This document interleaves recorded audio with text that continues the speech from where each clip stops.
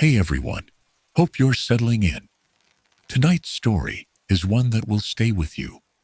If you enjoy true crime told slowly and quietly, go ahead and subscribe before we start. Get comfortable. Lock you now. It's early April of 2021, and 29-year-old Helen Arias leaves her apartment in the city of Oviedo, Spain. The morning light filters through the narrow streets as she slides her phone into her purse, checks her car keys, and tells her mother she'll be back by evening. The trip she's taking isn't unusual. She's done it many times before, a simple drive toward a small rural town in the Leon province called Prau de la Espina, where her former partner's family lives. Nothing about it raises concern. Helen is calm, deliberate, always reliable. Her friends know her as thoughtful and grounded. She works in social services, helping people in difficult situations. Her life runs on structure work, gym, a few close friends, weekends visiting her parents. That morning, she wears a pale blue jacket and jeans, her dark hair tied neatly back. She sends a quick text confirming her arrival time and starts the car. The drive should take about 2 hours. At 9 a.m., she passes the last stretch of the highway leading into the province. Her phone signal pings one last time before she enters the valleys where reception weakens. She's heading toward familiar roads lined with chestnut trees, small villages that look frozen in time, stone houses with weathered roofs. By noon, she's almost there. The last message she sends reads, "All good. See you tonight." After that, silence. When evening comes and Helen hasn't returned, her mother tries to stay calm. Maybe traffic. Maybe a detour. She calls. No answer. Messages remain unread. By 10 that night, worry shifts into panic. Helen has never ignored calls before. She always lets someone know where she is. Her mother dials her again and again until the battery gives the final tone, disconnected. The next morning, police receive a report of a missing woman. Officers begin by tracing her phone activity. It shows she reached Prau de la Espina around midday the previous day. From there, the trail stops cold. They check her usual route, roadside cameras, parking areas. Nothing. By late afternoon, they locate her car near a train station in a neighboring town. It's locked. Inside are her purse, ID, and coat. Everything untouched. The phone is missing. Investigators widen the search. Drones, volunteers, and trained dogs cover the surrounding fields. Locals are questioned. A man mentions seeing someone resembling Helen near the edge of town, but can't be certain. No one else reports anything unusual. The town is small, a few dozen houses, one church, and quiet streets. Everyone knows each other, yet no one saw what happened. Attention soon turns toward Helen's former boyfriend, Jose Bobadilla. When questioned, he claims he hasn't seen her in weeks. His tone is casual, almost indifferent. He says he had no idea she was coming, but Helen's mother insists otherwise. She'd told her she was visiting him. The contradiction deepens suspicion. Officers begin to piece together a picture of the months leading to Helen's disappearance. She and Jose had once been close. They met in 2018 and dated for several years. At first, everything seemed stable. He was polite, quiet, helpful. His family accepted her, or so it seemed. Over time, cracks appeared: financial issues, mood swings, and growing distance. The last year of their relationship was defined by arguments that never truly ended. Still, Helen remained civil. She believed he was struggling, not dangerous. As investigators speak with locals, whispers surface about money trouble. Jose reportedly owed more than 13,000 euros, a debt he'd been avoiding for months. Helen had known about it, but kept her distance from his financial affairs. Now, with her gone, and his calmness bordering on apathy, Police decide to look closer. They search his property, but find nothing definitive. No sign of violence, no trace linking her there. Days turn into nights, filled with unanswered questions.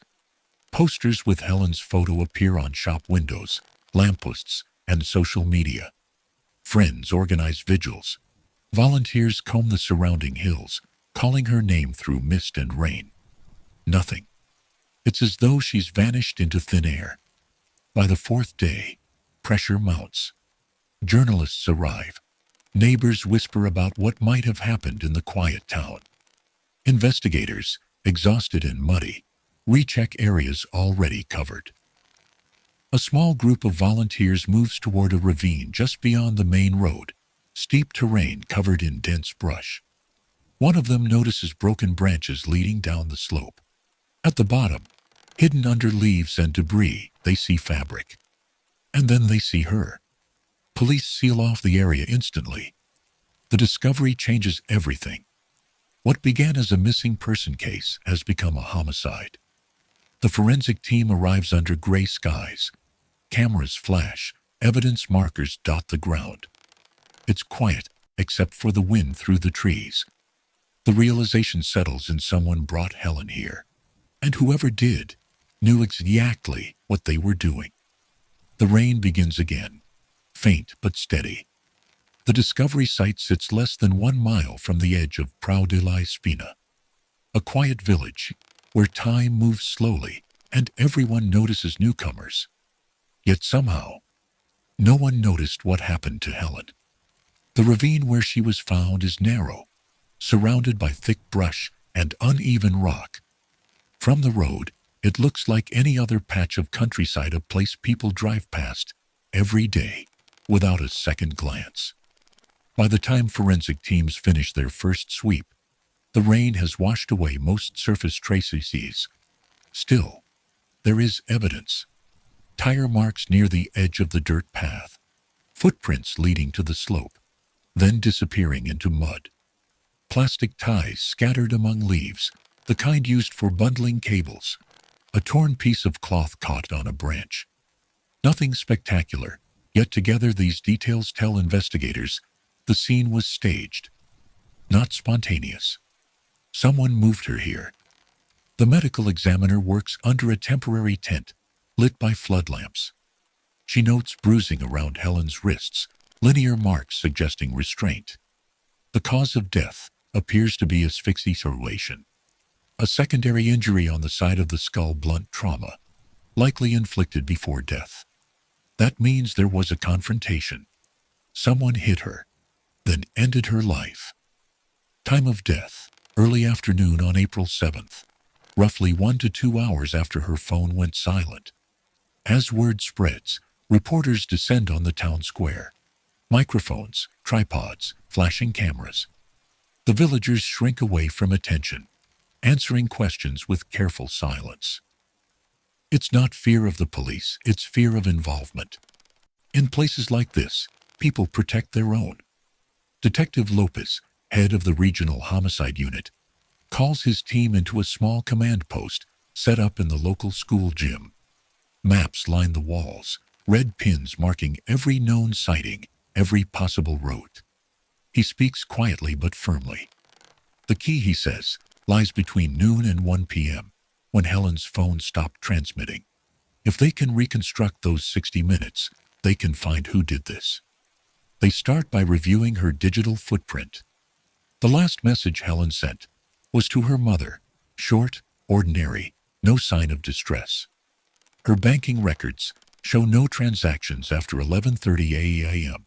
GPS data from her car confirms she parked near the town center, less than 300 meters from Jose Bobadilla's family home.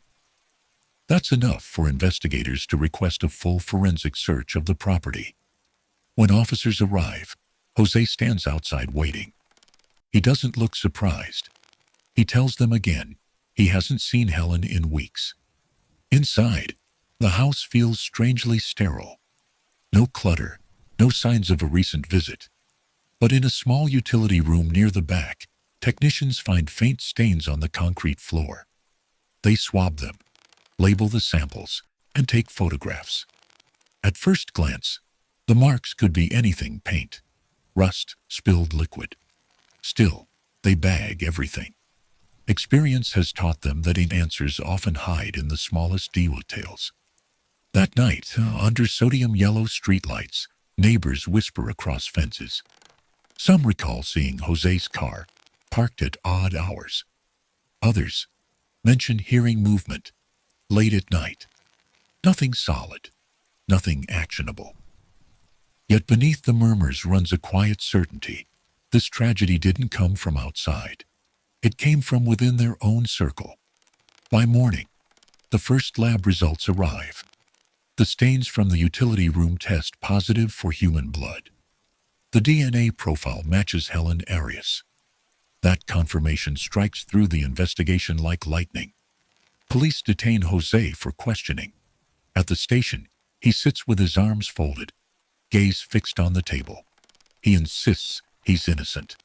He says Helen left town alive, that she must have met someone else along the way. But confronted with forensic evidence from his own home, his composure begins to crack. Investigators also bring in his sister Andrea. At first, she echoes her brother's story. She never saw Helen that day. Yet small inconsistencies slip through.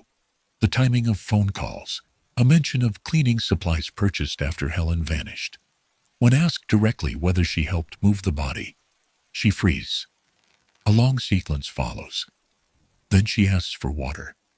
Outside, rain drizzles against the windows as night settles again over the quiet town. Reporters line the streets, broadcasting under umbrellas, repeating the same line: the disappearance of a young woman has turned into a murder investigation, centered on her ex-partner. Inside the station, Andrea finally speaks. Her voice is low, steady, almost detached. She says her brother called her for help, that Helen was already gone when she arrived. Detectives lean forward, careful not to interrupt. Andrea describes the basement, the plastic ties, the frantic drive to the ravine. Every word she says aligns with the forensic timeline. When she finishes, the room falls silent, except for the hum of fluorescent lights. The case that began with uncertainty now points to a chilling conclusion. At dawn, officers escort Jose from his house in handcuffs. The town watches through curtains as the patrol cars roll away. In the early light, the mountains of Leon stand gray and unmoved. For Helen's parents, the confirmation brings no relief. They have their answer, but not their daughter. And somewhere between those narrow streets and the ravine, traces of that final hour still linger: footprints, echoes, the quiet memory of a car door closing. The sun rises over the valley, a pale disk behind low clouds. Police vehicles line the dirt road leading toward the ravine where Helen's body was discovered. Technicians in white suits move carefully, collecting soil samples and photographing every detail. Yellow markers dot the mud, like scent witnesses. Each one tells a piece of the story, but the full picture still hides in fragments. At headquarters, detectives assemble a timeline on a long corkboard. Strings connect photographs of Helen, Jose, and his sister Andrea. Beneath them, printed timestamps from phone records, GPS pings, and witness statements form a web of moments, frozen in time. Between 12:15 and 1:15 in the afternoon on April 7th, everything happened. Before and after those 60 minutes, there's only absence. Forensic reports confirm what Andrea had said. Helen's injuries were not consistent with a fall or accident. She suffered blunt force trauma to the head, followed by asphyxiation. Plastic zip ties found near the scene matched the packaging discovered in the Bobadilla home. Fibers on the ties contained microscopic traces of detergent, identical to a brand kept in their utility closet. Each new detail tightens the chain of evidence. Investigators re-interview Andrea. Her confession now reads like a map through the final day. She says Helen arrived around noon. An argument broke out almost immediately. Jose accused her of telling others about his debt and ruining his reputation.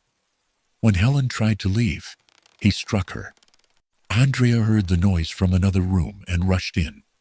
Helen was on the floor, motionless.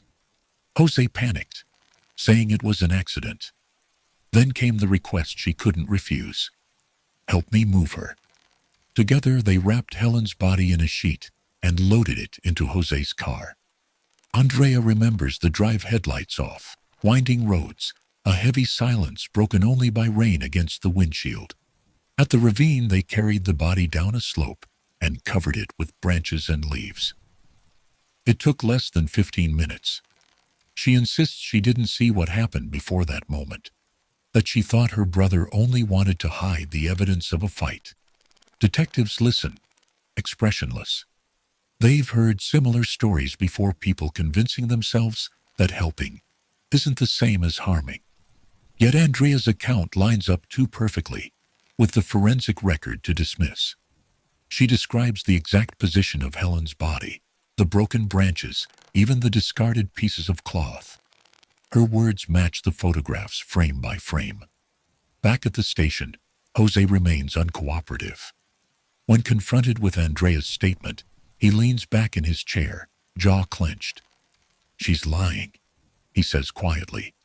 "She's trying to save herself." But the weight of evidence is no longer on his side. Blood in the house, zip ties in the trash, phone data placing Helen near his property. The story is no longer about suspicion, it's about proof. In the following days, investigators reconstruct the sequence minute by minute. Surveillance footage from a nearby road shows Jose's car leaving town at 12:58 p.m. Another camera on the highway captures it, returning at 1:49. That 51-minute window covers the distance to the ravine and back. Enough time to drive, conceal, and return before anyone noticed. News spreads quickly. Television anchors speak of the ravine case, showing aerial images of police tents under rain. For Helen's parents, every broadcast reopens the wound. They stand by silently as journalists shout questions outside their home. Her mother clutches a photo from Helen's graduation, refusing interviews. Her father speaks only one phrase, saying he wants the truth, not sympathy. In the village, life doesn't return to normal. Children are walked to school in groups. Doors that once stayed unlocked are now bolted. The Bobadilla house stands empty, its windows covered by dust and silence. People avoid the road leading to the ravine. They say the air feels heavier there, that even birds don't linger above it. Months later, the official report concludes the investigation phase. The evidence binds three names together: Jose Bobadilla, primary suspect; Andrea Bobadilla, accessory; and Raul, Andrea's partner, who assisted in moving the body. The prosecutor's file runs hundreds of pages, filled with photographs, lab results, and witness testimony. Everything points to a deliberate act, followed by concealment. When the trial date is announced, public interest reignites. The story of Helen Arias becomes more than a local tragedy. It becomes a national debate about justice, gender violence, and how a system handles the deaths of women in quiet towns. In the final paragraph of the police report, an investigator writes a single line. The evidence suggests the victim never left the Bobadilla residence alive. That sentence echoes across every document, every courtroom, every sleepless night for Helen's family. The courthouse in Leon stands pale against the winter sky. Inside, the air feels heavy, charged with quiet anticipation. Reporters gather along the steps, cameras aim toward the entrance. Helen's parents arrive early, holding hands but saying nothing. Across the plaza, another car pulls up. Jose Bobadilla, escorted by guards, wrists cuffed. Andrea follows behind, eyes downcast, her steps hesitant. The courtroom fills quickly. At the front, the judge adjusts his glasses as the clerk calls the case. The story that began in a small town has grown into a national spectacle. Every seat is taken lawyers, journalists, citizens who simply want to see the faces behind the headlines. The prosecution opens with photographs from the scene. The ravine, the zip ties, the fibers, the floor stains. Each image lands like a strike of cold air. They argue that Helen's death was not an accident, not a moment of panic, but an intentional act born of anger and control. They describe Jose as manipulative, his sister as complicit, and Raul as the silent participant who helped cover it all up. When Jose's turn comes, he maintains the same calm he showed since his arrest. He admits to an argument, but insists he never meant to harm her. He says she fell, hit her head, and that he panicked. His voice stays steady, his words rehearsed. "It was an accident," he repeats. "I didn't want her to die." The prosecutor lets the silence hang before responding. "If it was an accident," she says, "why the zip ties? Why the drive into the forest? Why burn her phone?" Each question hits harder than the last. Jose doesn't answer. His attorney objects, but the damage is done. Andrea takes the stand next. Her testimony mirrors her earlier confession. She admits helping move the body but denies witnessing the killing. She speaks of fear, of loyalty, of the moment she realized what her brother had done. She cries once, briefly, then regains composure. When the defense cross-examines, they paint her as unstable, easily manipulated, desperate to save herself. She doesn't react. She just looks down, hands folded tightly in her lap. Raul refuses to testify. His silence adds another layer of unease. The court relies on forensic experts to fill in the gaps: DNA traces, tire tracks, digital records. The evidence aligns with Andrea's version, not Jose's. Midway through the trial, a new piece of information surfaces. A forensic specialist reveals that Helen's phone stopped transmitting at 1:13 p.m. But an app on her device recorded background movement at 1:15 exactly when Jose's car was seen leaving town. The phone likely remained inside the vehicle for a short time after Helen was already gone. That detail, small but crucial, anchors the timeline. During closing arguments, the prosecutor focuses not on punishment, but on truth. "We cannot return Helen to her family," she says, her voice firm.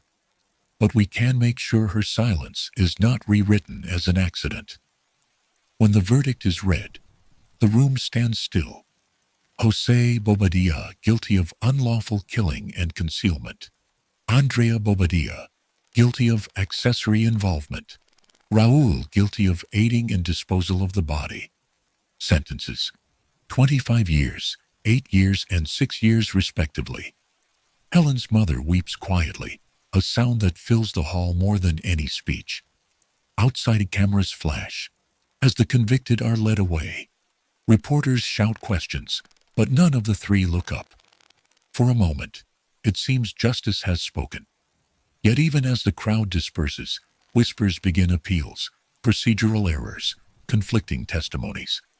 Within months, defense attorneys file motions to overturn the verdict, claiming evidence mishandling and coerced confessions.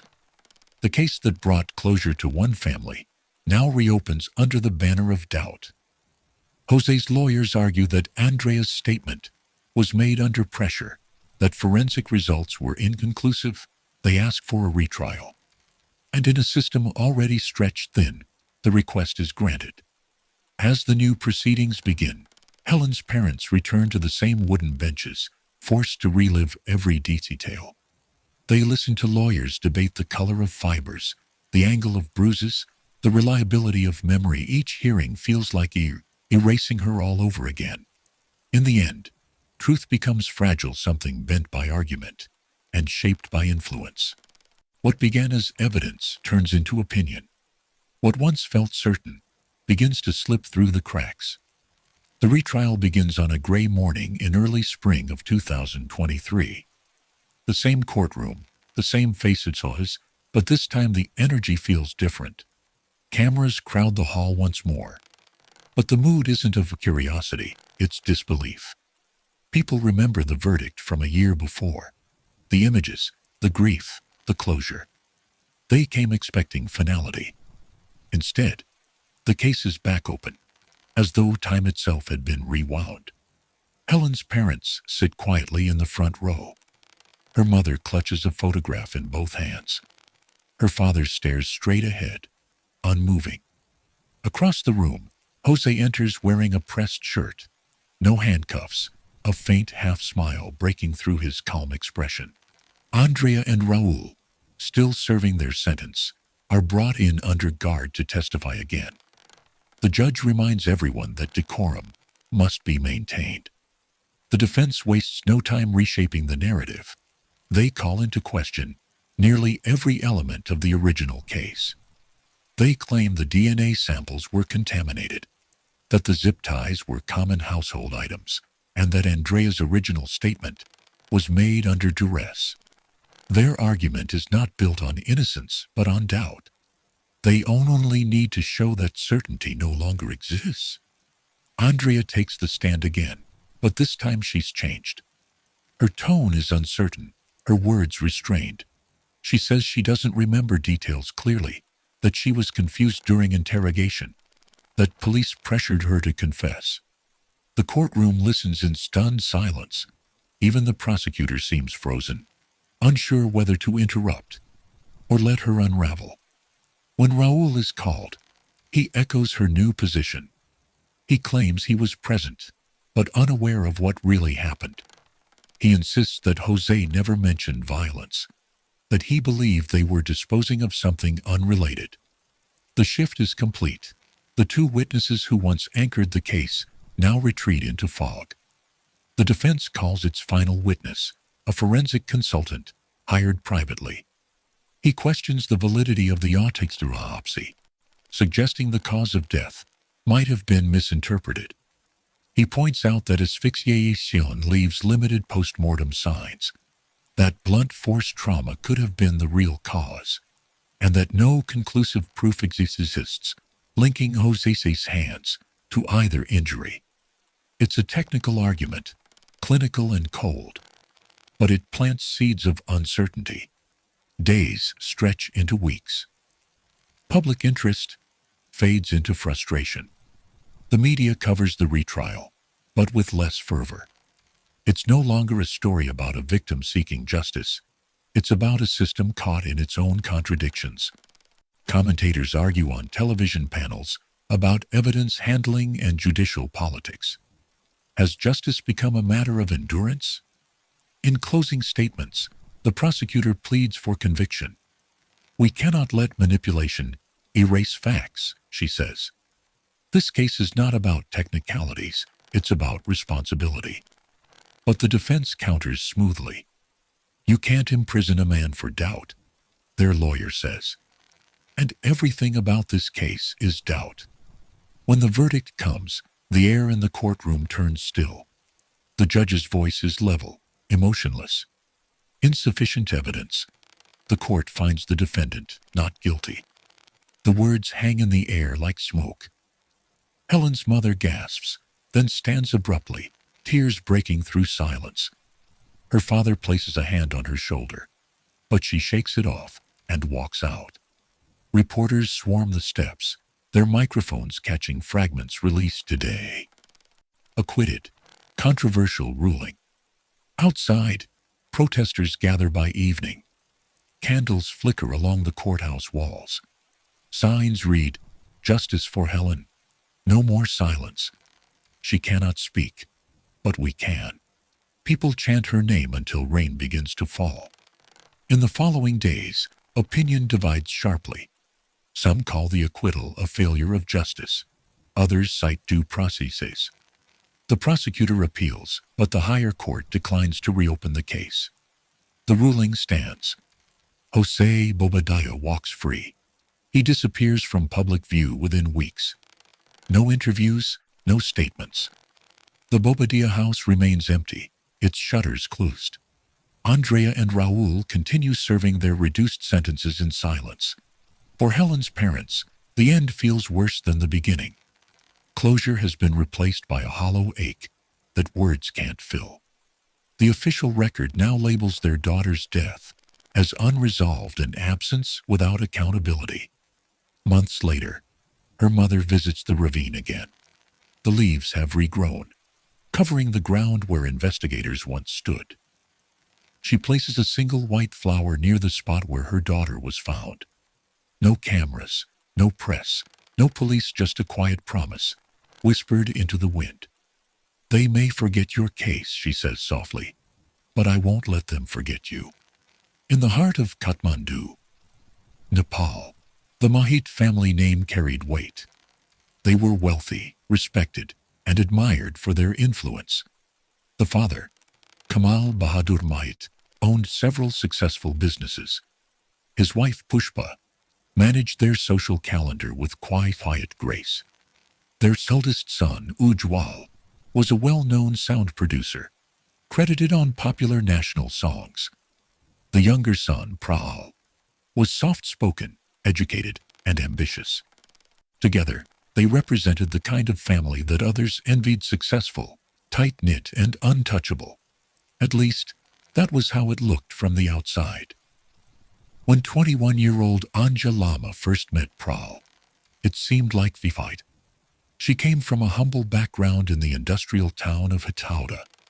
Her parents worked long hours just to make ends meet, and she helped raise her younger siblings. Despite the hardship, Anya had an air of quiet confidence, a beauty that drew people in. She wanted to study art and fashion, but lacked the means. Meeting Praal changed her path. They met during a local event, one of those small gatherings where conversations linger longer than expected. He was charming, attentive, and different from anyone she'd known. He spoke about opportunity, hard work, and escaping limitations. For Anya, it felt like stepping into a brighter world. But for Praal, it meant defying tradition. His family didn't approve. The Mahits valued status and lineage. Anja's modest background didn't fit. She belonged to an ethnic group historically looked down upon by the upper caste. The objections came fast: whispered warnings from relatives, cold looks from Pushpa, long silences from Kamal. But love, stubborn as ever, found its way through the disapproval. With quiet support from Ujwal, the eldest brother, the young couple made a decision that would divide the household forever. They eloped in 2016, a small ceremony, attended by a handful of close friends. Anja wore a simple red sari. There was no lavish reception, no music, no photographers, just a promise to stand together, no matter what came next. When the news broke, it created a storm. Pushpa and Kamal were furious, but appearances mattered. Publicly, they said nothing. Privately, the tension grew unbearable. Ujwal, already considered the pride of the family, became their mediator, urging reconciliation. After several months, they relented conditionally. Anja could live in the Mahit household, but under their rules. From the moment she moved in, she felt the unspoken distance. The marble floors gleamed. The walls were lined with expensive artwork, but warmth was missing. Conversations at the dinner table were formal, mechanical. Pushpa's smiles were practiced. Kamal rarely looked her in the eye. Even the servants seemed uncertain how to address her. Still, Anja tried. She woke early, helped with chores, greeted everyone politely, and ignored the sharp comments that slipped between small talk. Her husband's support made the tension bearable. Praal encouraged her to stay patient, promising that over time, things would improve. For a while, they did. When Anja became pregnant with her first child, the family softened. Pushpa began including her in household events, and Kamal even bought her gifts. But soon after the baby was born, old divisions resurfaced. Anja's independence, the same quality that had once attracted Praal, became the reason his family criticized her. Still, she found small ways to build her own life. She opened a tiny beauty salon in their neighborhood, renting a narrow space near the market. What started as a modest idea turned into a success. Her clients loved her attention to detail, her calm demeanor, her style. Within months, word spread, and the salon became profitable. Even her in-laws couldn't ignore the results. For the first time, they treated her with genuine respect. As her business grew, so did her confidence. She began exploring modeling opportunities through social media. At first, it was just for fun, small photo shoots, promotional work. But her natural charm drew attention. Soon, brands reached out, asking her to represent products. She gained followers online, her videos reaching tens of thousands. For Anja, it was validation proof that hard work could outshine status. But not everyone saw it that way. Inside the Mahit household, jealousy began to take root. Ujwal's wife, Aishwarya, had long struggled with insecurity. She came from an influential family and was used to being the center of attention. Watching her sister-in-law rise in popularity felt like a personal affront. Anja's beauty, success, and growing fame became daily reminders of her own fleeting influence. The tension that followed was subtle at first: passive comments, dismissive glances, cold laughter behind closed doors. But slowly, resentment turned into malice. Aishwarya began whispering to the family that Anja's modeling was inappropriate for a married woman, that her online fame brought shame, that her Western photos disrespected tradition. Pushpa and Kamal listened. Doubt spread. Anja sensed it, but didn't confront it.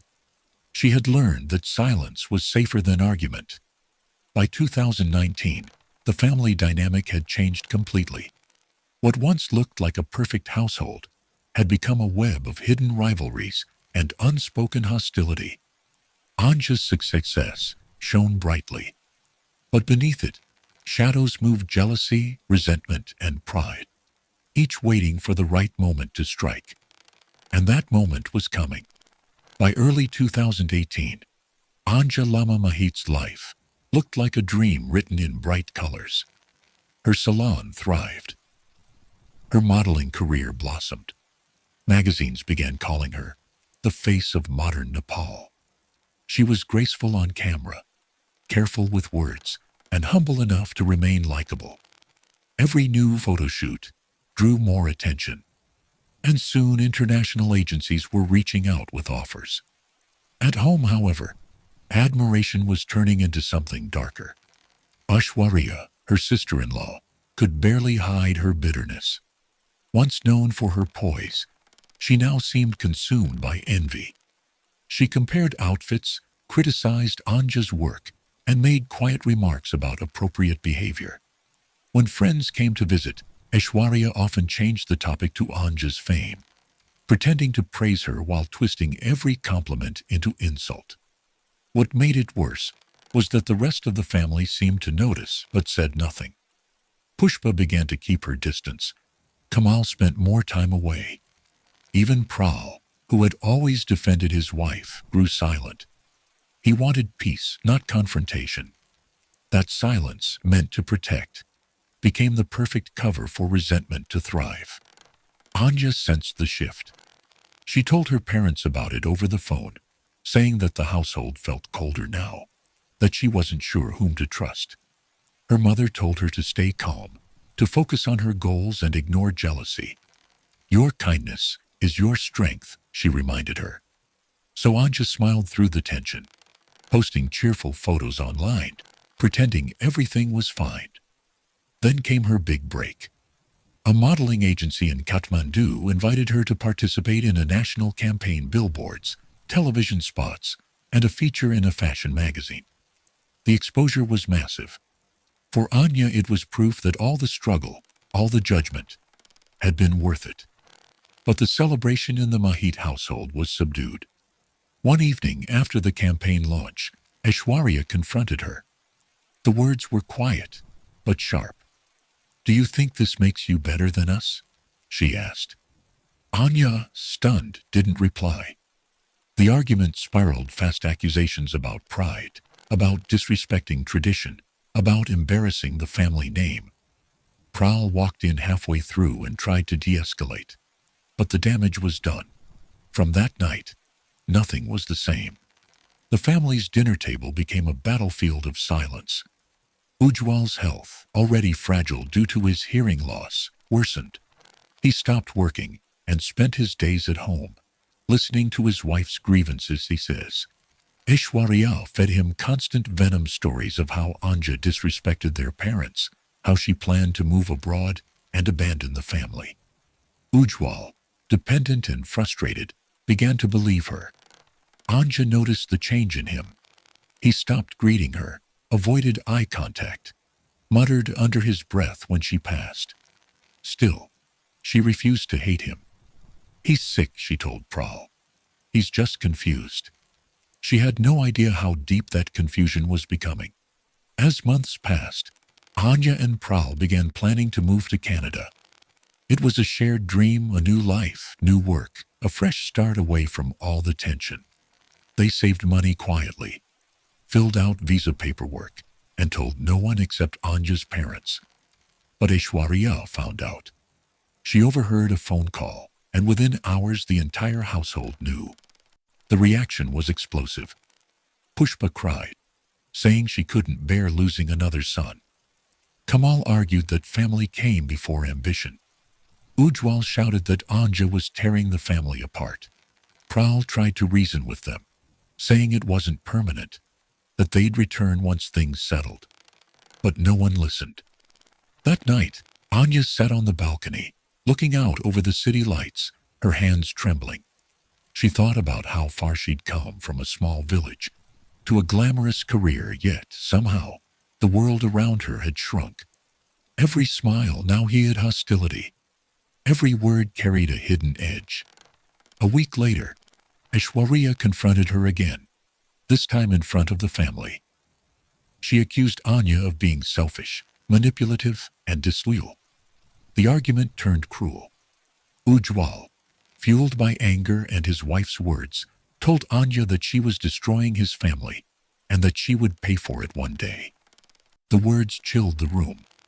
Prowl stepped forward, demanding that his brothers stop. The two men faced each other, silence pressing between them like a muffle. Ujwal turned away, muttering something no one clearly heard. But Anja caught a fragment. She doesn't deserve to be here. She didn't sleep that night.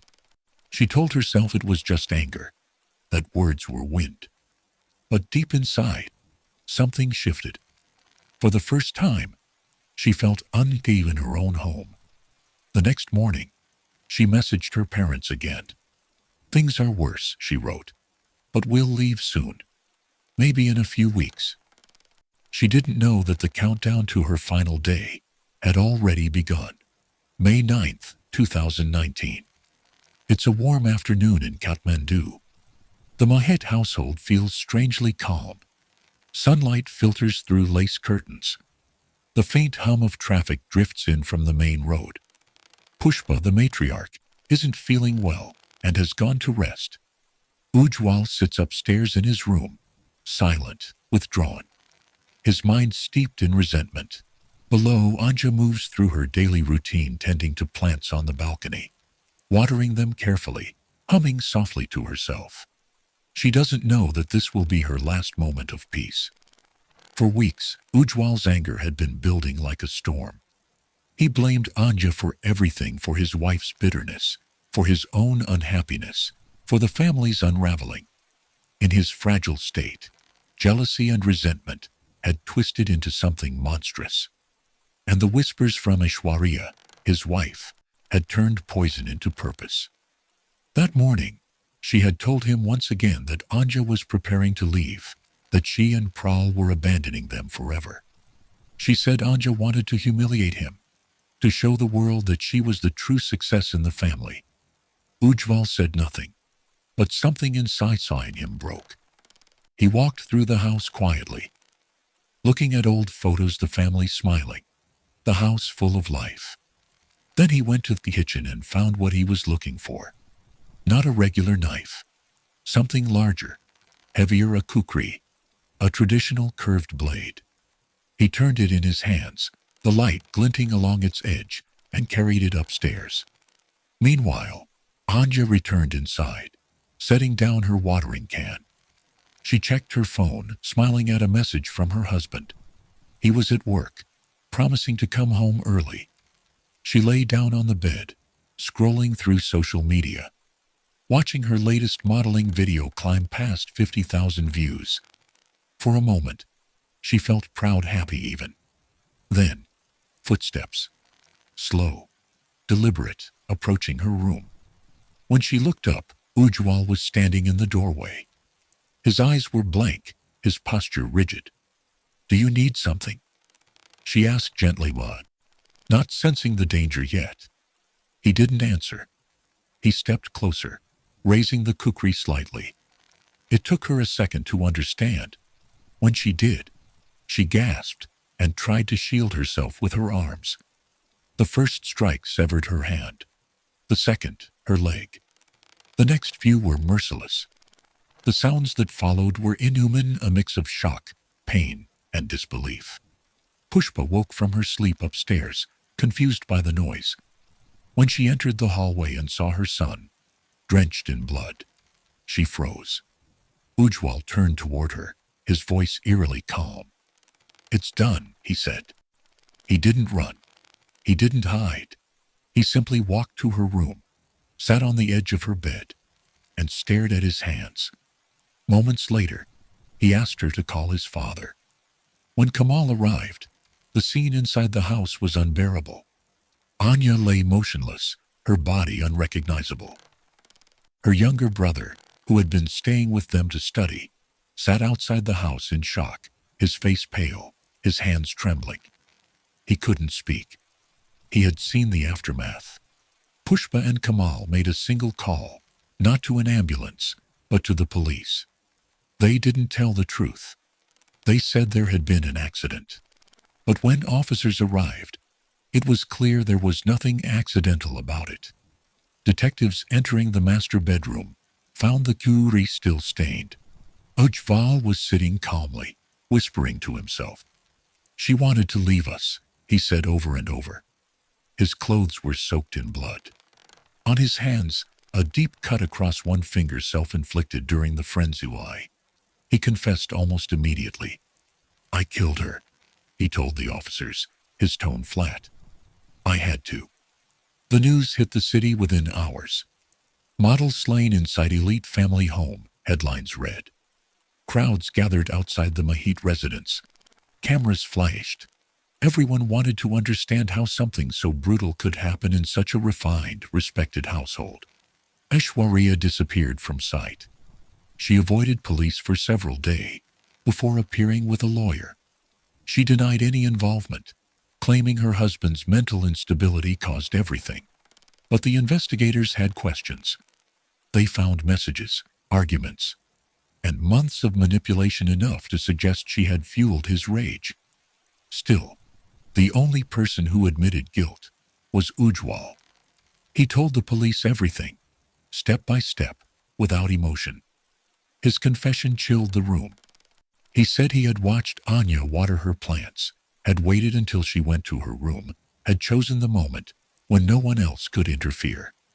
He described the sound of her voice, her attempts to reason with him, and how he ignored every word. The detectives, hardened by years of experience, sat in silence. There was no rage in his tone, no regret, only emptiness. Outside, the community reeled. Friends and followers flooded social media with tributes. Thousands of comments appeared under Anya's last video, a clip of her smiling under studio lights. People called her graceful, kind, radiant. Few could comprehend that within hours of posting it, her life had been stolen in such a monstrous way. At the hospital morgue, her husband Pral collapsed when he saw her. He stayed beside her for hours, refusing to leave, his world reduced to the single thought that none of this should have happened. But justice, as always, would take time, and it would test his strength in ways he never imagined. The Mahit case dominated Nepal's headlines for months. Every paper carried the same photograph: a somber courtroom, police standing guard, and the man at the center of it all sitting still, his face blank. The caption read, Ujwal Mahit, accused of the murder of his sister-in-law, Anja Lama Mahit. Inside the courtroom, the air was cold, the fluorescent lights humming faintly overhead. Journalists filled every available space, their pens scratching quietly across notepads. Family tragedies were not rare in the country, but this one, brutal, senseless, and inside a respected home, had captured the public like no other. Ujwal entered in silence, dressed in a plain white shirt and gray pants. His eyes, lifeless and distant, stayed fixed on the table in front of him. He showed no sign of remorse, no flicker of recognition. When Anja's family entered, her parents sat behind the prosecutors, their grief barely contained. Praal, the husband who had once built his future with her, stood nearby as a witness. He hadn't slept in days. When the judge called the session to order, the room fell still. The prosecution began by outlining the facts: the attack, the weapon, the confession, the evidence. Every detail of the crime scene was recounted in chilling clarity. The photos were shown: the bedroom, the floor, the cookery. Several people in the gallery turned away, unable to look. The defense did not deny that the killing happened. Their argument was that Ujwal's mental health had collapsed under the weight of illness and family pressure. They claimed he was hearing impaired, emotionally unstable, and under the influence of medication that impaired judgment. They called it a tragedy born of illness, not intent. The prosecution countered swiftly. Illness does not explain premeditation, the lead prosecutor said. He chose his moment. He selected his weapon. He walked upstairs, raised the blade, and struck again and again. That is not confusion, that is intent. When Ujwal was asked to speak, his words were disjointed. She wanted to take my brother away, he muttered. She broke the family. His lawyer tried to stop him from continuing, but the judge allowed him to finish. He repeated himself several times, as if trapped in his own echo. Each repetition drained the room further of air. Aishwarya, his wife, was called to the stand next. Dressed in dark clothes, she appeared nervous, glancing often toward her husband. She admitted that tensions had existed, that arguments happened, but denied any role in fueling them. He loved his brother, she said oddly. He just lost control, sir. The prosecutor presented evidence of messages between her and Ujwal, texts filled with complaints, insults, and accusations against Anja. One message read, "She's trying to ruin us." Another, "If she leaves, you'll have nothing."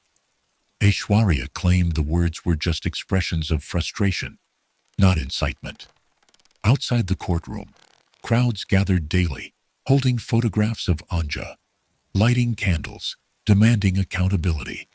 Her followers online turned her image into a symbol, not of glamour, but of injustice and violence, hidden behind respectability. As the trial stretched on, new testimony revealed how deeply Ujwal's resentment had grown. A neighbor recalled hearing arguments, late at night, voices raised, a woman crying. A domestic worker testified that Aishwarya frequently criticized Anja in front of the family. The prosecution painted a portrait of a household simmering with jealousy and tension, a pressure cooker that finally exploded. When Praal took the stand, his voice shook.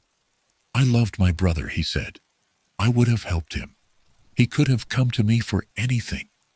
But instead, he destroyed everything I had." The courtroom remained silent as he spoke. Every word landed like a blow. She was my wife.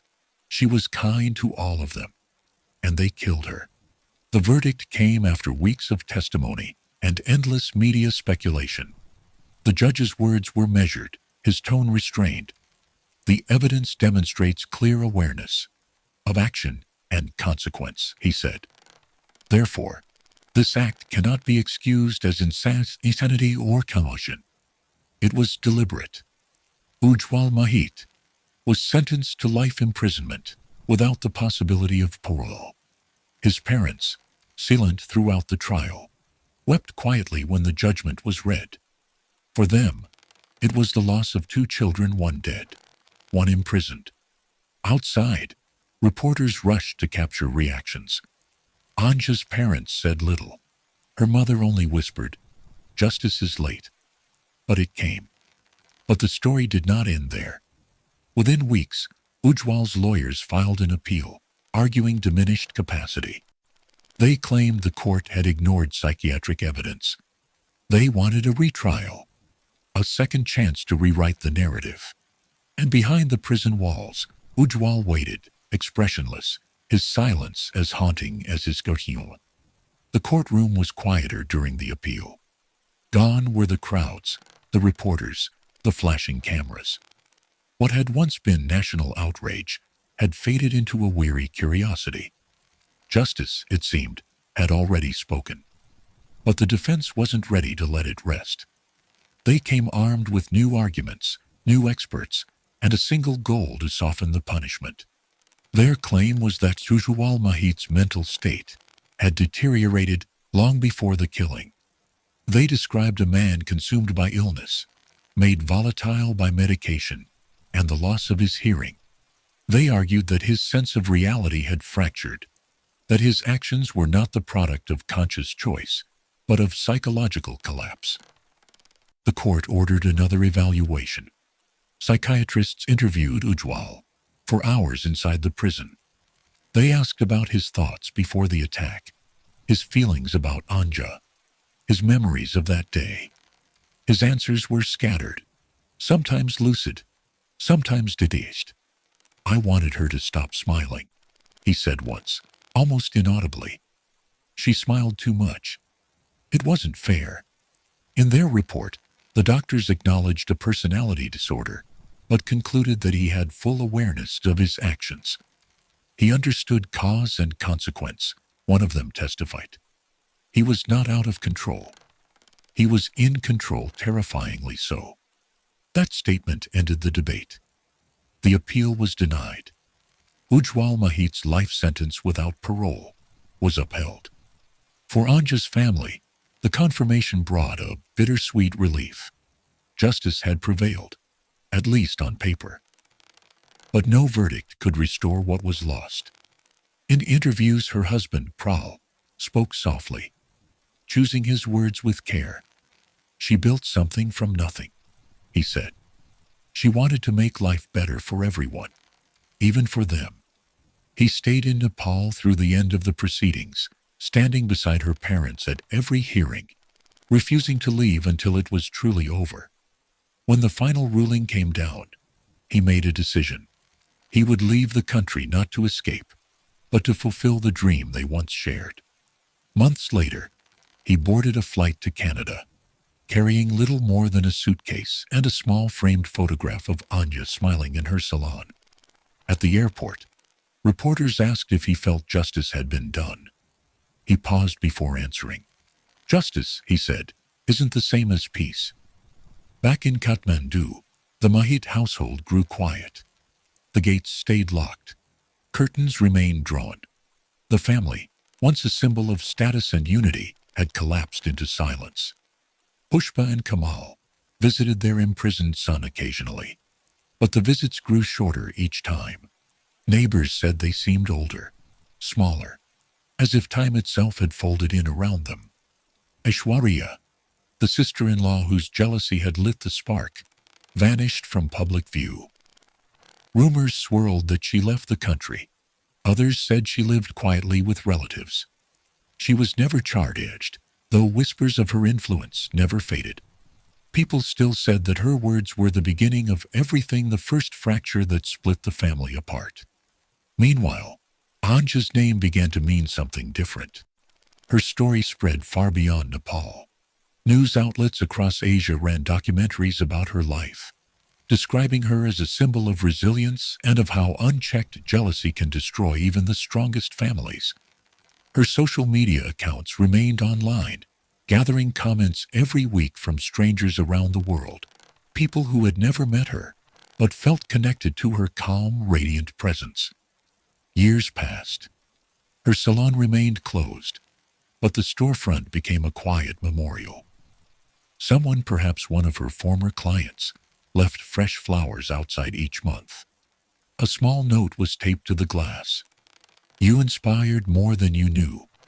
For Prowl, life in Canada was both freedom and exile. The air was colder, the silence deeper. He worked long hours, avoided attention, and spoke little about his past. Those who met him described a gentle man who smiled politely but never laughed. He wore a ring he never removed. Once, when asked if he planned to remarry, he shook his head. Some stories don't end, he said. They just keep living in memory. In Nepal, the case faded from headlines, but not from hearts. Each year, on the anniversary of Anja's death, her parents lit candles by the window of their small home in Hatauda. The glow could be seen from the street, two flames, steady and silent, marking the space where light once lived. The Mahit name still carried weight, but not the kind it once did. For those who remembered, it stood as a warning that power without compassion, pride without humility, can turn even the most perfect family into a tragedy no one forgets.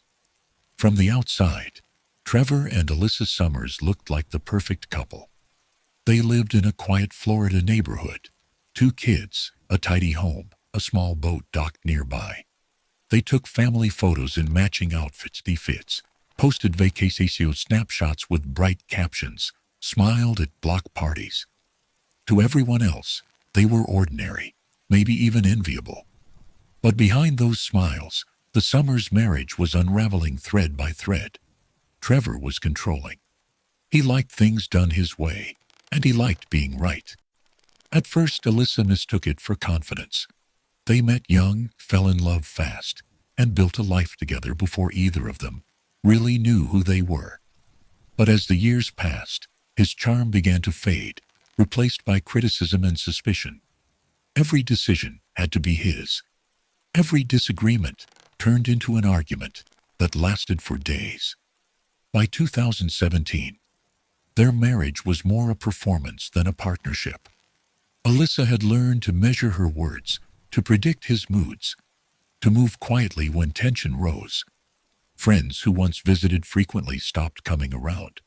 They said the atmosphere in the house felt heavy, polite, but tense, like something dangerous hidden beneath calm. That spring, Alyssa filed for divorce. It wasn't impulsive. She'd planned it carefully, consulting lawyers, arranging custody for their children, setting up a new place to stay. She told Trevor in person, choosing her words carefully, but his reaction chilled her. He didn't shout. He didn't cry. He just stared at her and said, "You're making a mistake you'll regret." After that, things got worse. Trevor began showing up unannounced at her job, her parents' house, even the grocery store. He called constantly, demanding to talk, insisting they could fix things. When Alyssa didn't respond, he grew unpredictable. Some days, he'd beg. Others, he'd threaten. She started keeping her phone on silent, afraid of what might come next. By late March, she noticed strange things. Her car tires were slashed. A neighbor reported seeing Trevor parked down the street late at night. The police were called once after an argument at the house. He was told to leave. He smiled at the officers, nodded politely, and drove away. Alyssa knew that kind of calm, the kind that hides fury beneath the surface. The night before everything happened, she texted a friend, saying she had a bad feeling. "He's been watching me," she wrote. "I can feel it." Her friend urged her to stay with family, but Alyssa didn't want to frighten her children. She locked the doors, set her phone beside the bed, and tried to sleep. The next morning, Saturday, March 11th, began like any other. The sky was clear.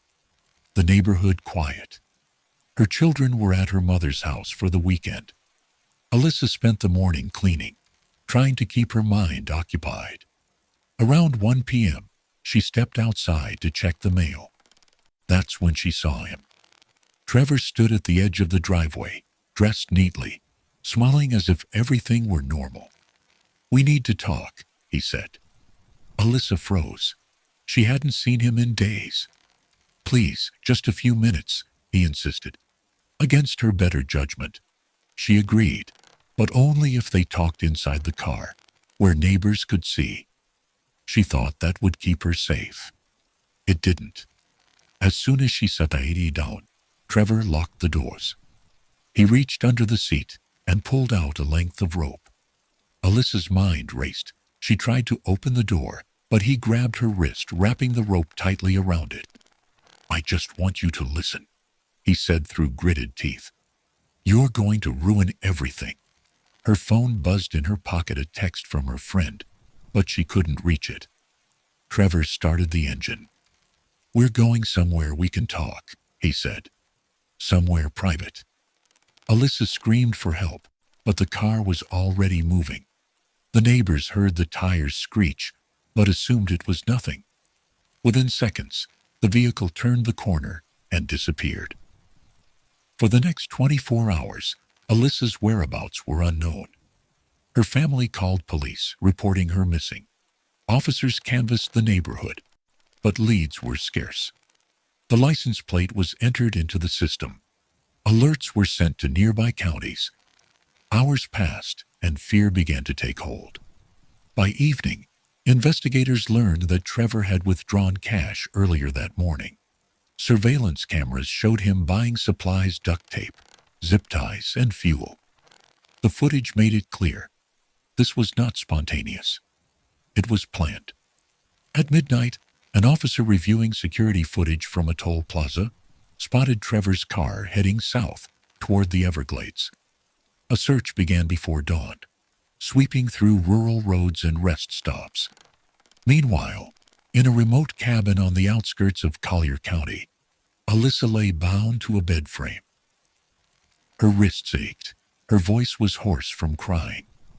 Trevor sat nearby, staring at her, occasionally muttering about love, betrayal, and second chances.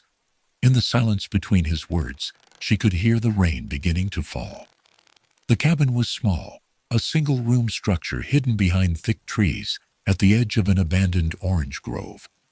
It had belonged to Trevor's late uncle, a place few people even knew existed. The air inside smelled of mildew and gasoline. Rain tapped against the tin roof, soft but constant, masking faint sounds from outside. Alyssa lay on a bare mattress, wrists bound tightly with rope. Her lips were dry, her arms numb. The first thing she felt wasn't fear, it was disbelief. This was the man she'd once loved, the father of her children, and now he was holding her captive like a stranger. Trevor sat in a wooden chair near the window. The light from his phone cast a pale glow across his face. He looked calm, almost detached. Every so often, he'd glance at her and speak in a low, measured tone. "We just need time," he said. "You'll see. Once you understand, everything will go back to normal." He spoke as though nothing was wrong, as if she could simply agree and make it all disappear. But Alyssa knew what that calm meant. It was the same calm he had before every explosion of anger. She kept her voice steady. "Please, Trevor," she said. "You don't have to do this." He ignored her. Hours passed. The rain grew heavier. Somewhere in the distance, thunder rolled across the flat land. Trevor paced the floor, muttering to himself. He talked about their children, about betrayal, about how she had humiliated him by asking for divorce. His words shifted between pleading and fury, each thought contradicting the last.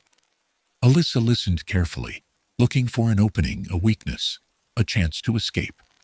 Every time he unstayed her wrists to let her use the bathroom, she studied his movements, the key in his pocket, the knife on the table, the car keys left near the door. She needed him to trust her, even just a little. By dawn, Trevor had barely slept. His paranoia deepened. "They'll come looking for you," he said, "but they won't find us. I planned everything." He smiled faintly, proud of his control. But he hadn't planned everything. The rain had washed away their tire tracks, yes, but it also slowed his escape. And his phone, the same one he used for navigation, was still transmitting signal data. Detectives in Hillsborough County were already tracing it. Back in Tampa, Alyssa's mother sat in a police station, clutching a photo of her daughter. Officers updated her as best they could, explaining that Trevor's phone had pinged near Collier County, over 100 miles away. Search teams were being dispatched. Meanwhile, inside the cabin, Trevor grew restless. He decided they needed to move again.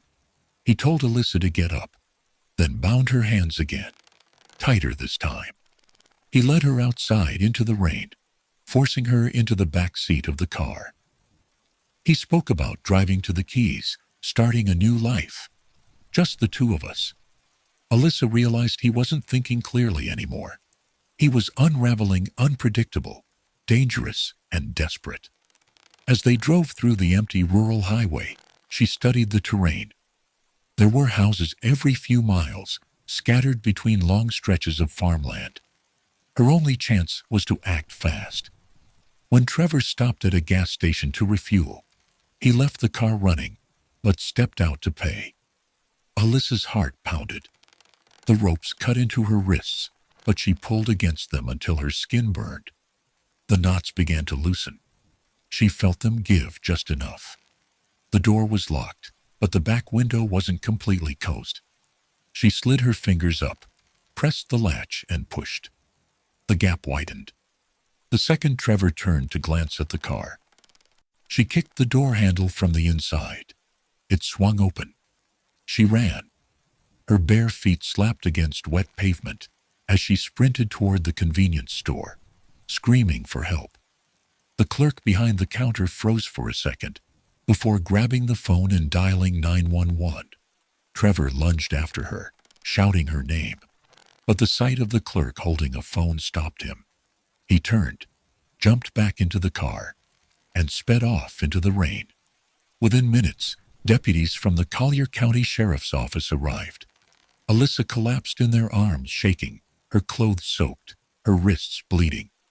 Between sobs, she managed to say his name, his vehicle, his direction. A county-wide alert went out instantly. Less than 2 hours later, a deputy spotted Trevor's car abandoned near a canal. The engine was still warm. The surrounding fields were empty. Then, a few hundred yards away, officers found him lying in the grass, semi-conscious, his wrists cut, but the wounds shallow. A knife was beside him. He had tried and failed to take his own life. He was taken into custody without resistance. When news reached Alyssa, she didn't celebrate. She just stared at the wall of the hospital room where she'd been treated and whispered, "It's over." But deep down, she knew it wasn't really over. Not yet. Because in courtrooms and headlines, he would find new ways to haunt her. The courtroom was silent, except for the faint hum of air conditioning. Rows of reporters filled the benches, their pens ready, cameras waiting for a glimpse of the man who had terrified his family and shocked the entire state of Florida. When deputies led Trevor Summers through the side door, he looked smaller than before, thinner, pale. His wrists wrapped in medical tape from self-inflicted wounds that hadn't healed properly. Across the room, Alyssa sat beside her attorney. She wore a simple navy dress and avoided his eyes. Months had passed since her escape, but the scars on her wrists still felt raw, the memories sharper than ever. This was the first time she'd seen him since that night in the cabin, and it took every ounce of strength to stay composed. The prosecutor opened with a timeline methodical. Precisely. He described how Trevor had planned everything. The ropes, the gas cans, the cabin. The surveillance videos of him buying supplies played silently on a large screen. Each clip erased any notion that the abduction had been a crime of impulse. This had been deliberate. Then came the recording Alyssa's 911 call, made seconds after she escaped. Her voice shook as she told the dispatcher, "He's coming after me, please hurry." The courtroom stayed perfectly still as the sound filled the room. Trevor looked down, expressionless. When it was Alyssa's turn to testify, she stood slowly. Her voice was calm, but her hands trembled slightly as she recounted the moment he tied her wrists, the drive into the darkness, the endless hours of fear. She didn't cry. She spoke with clarity, every sentence deliberate, as though reclaiming power from the nightmare he had tried to trap her in. At one point, the prosecutor asked what Trevor had said to her during captivity. She paused, eyes distant, and replied, "He told me he'd rather kill me than let anyone else have me." The jurors shifted uncomfortably in their seats. That sentence, cold and final, summed up everything about the case: control, obsession, and violence disguised as love. The defense tried to argue that Trevor had suffered a mental breakdown, that his actions were the result of emotional instability and medication misuse. They painted him as a man pushed beyond his limits, desperate to save his family. But the jury had seen enough. They'd heard the threats, seen the planning, and understood the fear that Alyssa had lived through for years. When closing arguments ended, the judge instructed the jury to deliberate. It didn't take long. 4 hours later, they returned with the verdict: guilty on all counts: kidnapping, armed burglary, attempted murder, and false imprisonment. As the clerk read the decision aloud, Alyssa kept her gaze forward. Trevor didn't move. No outburst, no plea, just quiet resignation. For the first time, the control he clung to his entire life was gone. During sentencing, the judge addressed him directly. "You planned every detail," he said. "You knew the consequences. You tried to take away someone's freedom, her safety, and her life. For that, you will spend the rest of yours behind bars." The sentence was life imprisonment, without the possibility of parole. When the gavel fell, Alyssa exhaled for what felt like the first time in years. Reporters followed her outside the courthouse, shouting questions, but she didn't stop to answer. She simply said, "It's done." Then she walked into the sunlight, the noise fading behind her. In the months that followed, she began rebuilding her life. She moved to a new home, started therapy, and focused on her children. But the healing wasn't linear. Some nights, she still woke in panic, convinced she could hear rain tapping on the tin roof of that cabin. Other nights, she replayed her own words from the witness stand, reminding herself that she survived, that she had kept her promise to live. She also started speaking publicly about domestic abuse, not as a victim, but as a survivor. Her story spread across the country, inspiring countless others to leave violent relationships before it was too late. "Control is not love," she said in one interview. "Love doesn't lock doors." Meanwhile, Trevor sat in a state penitentiary, vigilant, withdrawn, serving his sentence in isolation. In letters to the court, he wrote about regret, but never accountability. "I wanted to save my marriage," one letter read. "I just went too far." For Alyssa, those words meant nothing. She had long stopped searching for closure. The only promise that mattered was the one she made to herself, that her past would never define her future, and that her children would grow up knowing strength, not fear. On the anniversary of her escape, she visited the ocean with her kids. They stood at the shore, waves rolling softly under a gray sky. Her daughter asked if the rain would start soon. Alyssa smiled faintly. "Maybe," she said, "but we'll be safe when it does." In the months following Trevor's sentencing, the Summers family tried to rebuild what was left of their lives. Alyssa focused on her children, hoping that structure would heal the chaos. Mornings began with cereal and laughter again.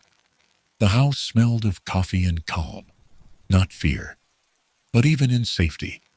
The echoes of betrayal lingered not just from Trevor, but from the people she once trusted to protect her. Before the abduction, Alyssa had gone to court several times seeking restraining orders. She filed police reports, described his stalking, even showed messages that read like warnings. Each time she was told the same thing: we don't have enough to act yet. It wasn't that they didn't believe her. It was that the system demanded proof of danger, not signs of it. And proof, as always, came too late. After the trial, investigative reporters began piecing together what had been missed. They uncovered records of earlier arrests, one for domestic violence, another for violation of a protective order. In each case, Trevor had been released quickly, granted bond, allowed back into the world under the assumption that he could change. Alyssa had believed for a while that he would. But in truth, every release had been another permission slip for escalation. The betrayal cut deeper when she learned that members of Trevor's extended family had known he was following her. Some even received calls from him on the day of the abduction. "I'm going to fix this," he had said. "You'll see. We'll be together again soon." No one called police. No one warned her. They thought he was just venting. Now, in the quiet aftermath, Alyssa was left to navigate both grief and anger. The man who had sworn to love her had tried to kill her. The people who could have intervened had stayed silent. It was betrayal by blood, by law, and by fate. In therapy, she learned to name the trauma: control, manipulation, gaslighting. Words she once avoided now carried weight. Each session peeled back layers of guilt that weren't hers to carry. Her therapist told her that survivors often blame themselves, not for what happened, but for not seeing it sooner. Alyssa understood that completely. She had mistaken obsession for devotion, discipline for protection, love for control. To reclaim her voice, she started attending survivor groups. The first time she spoke, her hands trembled. "He wasn't always a monster," she said. "He was a husband, a father. He told me he'd never hurt me. And I believed him until the day he tried." Around her, others nodded in understanding. Their faces reflected the same story told in different ways. That room, small and crowded, became the first place she truly felt understood. Meanwhile, Trevor's children struggled to process what their father had done. Alyssa shielded them from details, answering only what she had to. "Daddy made a terrible choice," she told them gently. "But we're safe now." She never used words like evil or monster. She refused to let hatred define their memories. Instead, she focused on teaching them empathy, the kind that breaks cycles instead of continuing them. In time, she wrote a statement that would later circulate through advocacy networks. It read, "If someone tells you they're afraid of the person they love, listen to them. Don't wait for proof. Waiting is what danger needs most." Those words reached thousands. Her story appeared in documentaries, articles, and podcasts. Listeners were struck by her calm, by how she spoke without bitterness. But what they didn't hear were the nights she still woke up sweating, the moments she avoided mirrors, the fear that sometimes returned without warning. Healing wasn't a straight line. It was survival lived one quiet day at a time. The betrayal that haunted her most wasn't from Trevor's violence. It was from the indifference that surrounded it. That silence, she knew, was how people like him thrived. They didn't act alone. They acted through everyone who looked away. On a rainy evening, nearly a year after her escape, Alyssa returned to the neighborhood where it had all begun. She parked near her old driveway and fought in the car, watching the windows of the house she once called home. The porch light glowed softly. For the first time, she didn't feel fear, just distance, the kind that marks the line between what was and what will never be again. She whispered something to herself before driving away. I survived you. It wasn't anger. It was truth. And in that truth, she found freedom. Trevor Summers sat in a high-security unit of the Florida State Prison, surrounded by silence and the steady hum of fluorescent lights. His days followed a pattern now. Wake-up call at 6. Breakfast through a slot in the door, an hour in the yard, and 23 hours inside a concrete cell. He spoke little. He wrote sometimes rambling letters that mixed apology and justification. I wanted to save us, one of them read. I just lost control. The letters never reached Alyssa. They were intercepted, cataloged, and stored in evidence archives, sealed under her request for lifetime protection. She didn't want his words. She had lived his actions. For the outside world, Trevor's case was over. The headlines had faded, the cameras gone, the story filed away under the long list of domestic violence tragedies that began with love and ended with ruin. But for Alyssa, it wasn't over, not really. The justice system had done its job, but justice wasn't the same as peace. Each court date, each interview, each headline had carved new wounds. When the trial ended, she realized that surviving the violence was only half the battle. The other half was learning to live again, to trust, to breathe freely, to stop looking over her shoulder. She moved to a smaller house closer to her parents. It was modest, but filled with light. Every morning she opened the windows and let the air in, even when it rained. She said it helped her remember that she could control something as simple as sunlight. Her children grew quickly, adapting in ways she didn't expect. Her oldest, a girl of 10, began leaving notes around the house, short, handwritten reminders. We're safe. You're strong. I love you, Mom. Alyssa kept them all in a box on her dresser. Some days reading them was the only thing that kept her steady. She also continued to speak publicly, but sparingly. Her focus shifted from recounting what happened to teaching others how to recognize patterns, the small, quiet signs of danger that come long before bruises appear. She worked with shelters and advocacy groups, often meeting women who looked at her with the same hollow fear she once carried. To them, she wasn't a symbol. She was proof that escape was possible. In one interview, a journalist asked what forgiveness meant to her. Alyssa thought for a long moment before answering.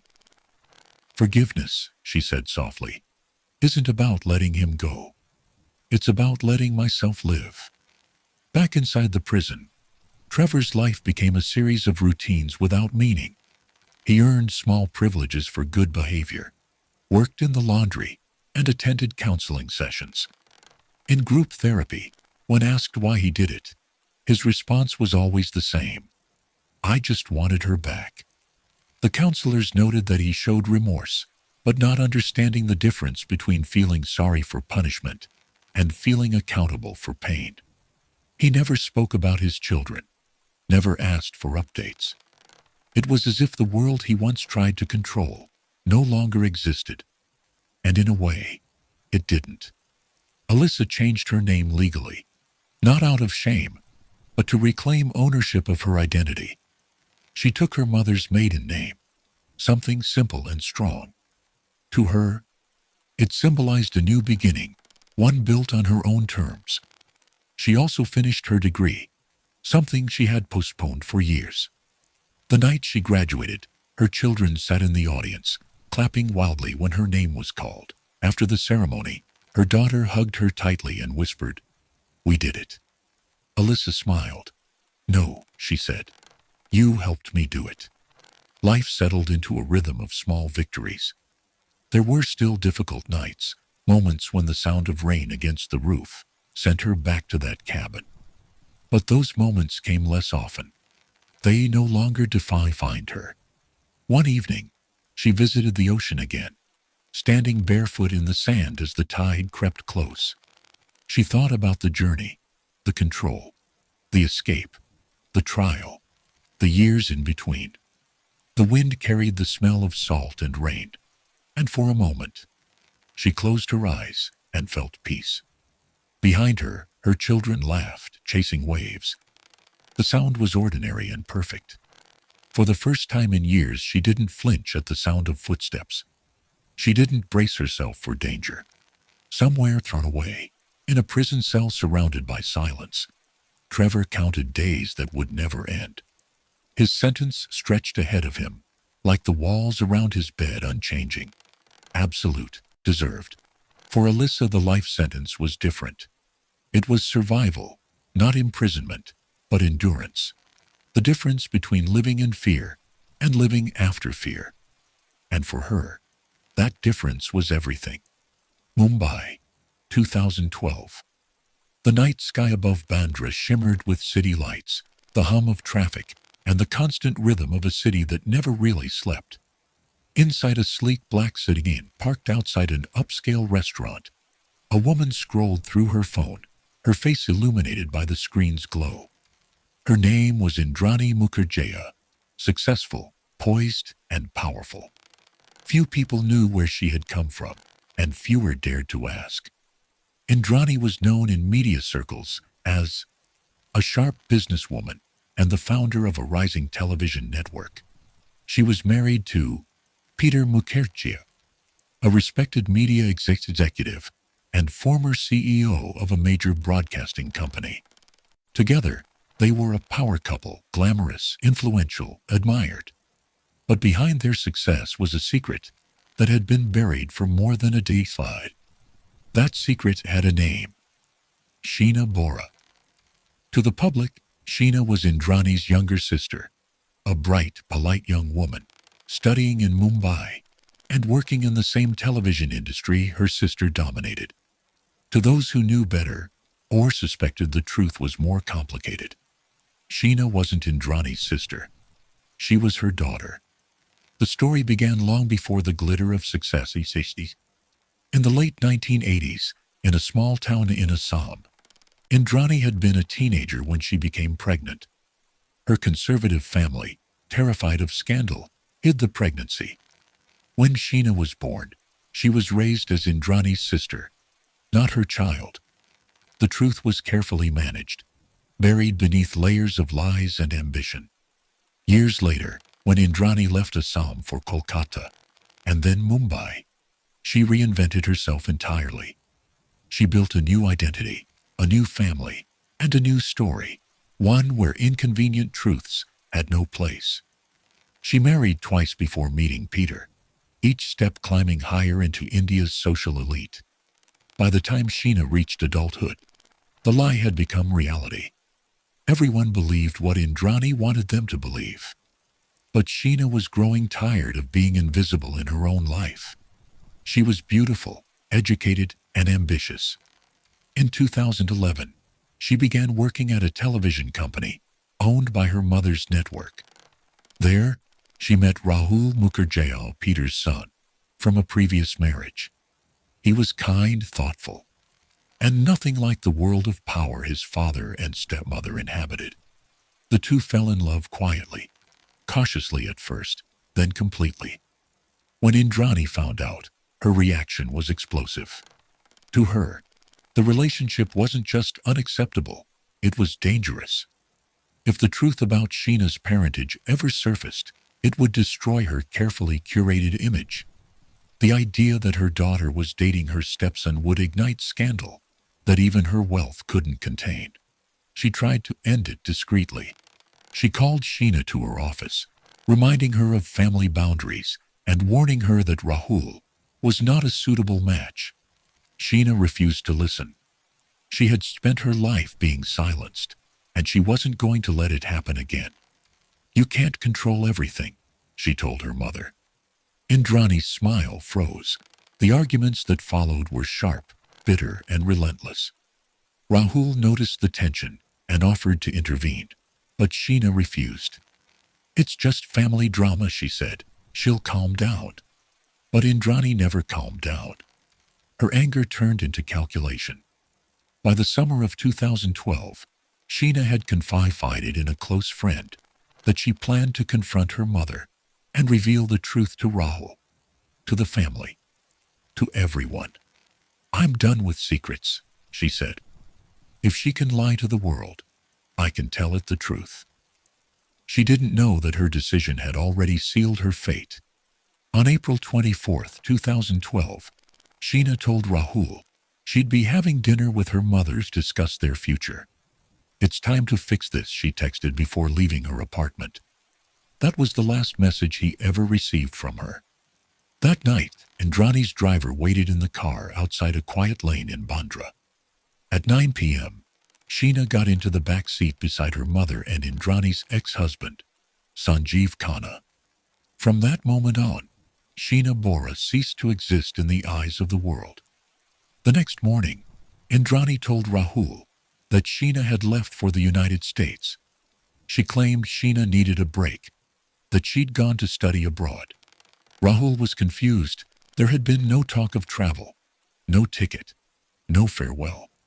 He tried calling her phone, but it was switched off.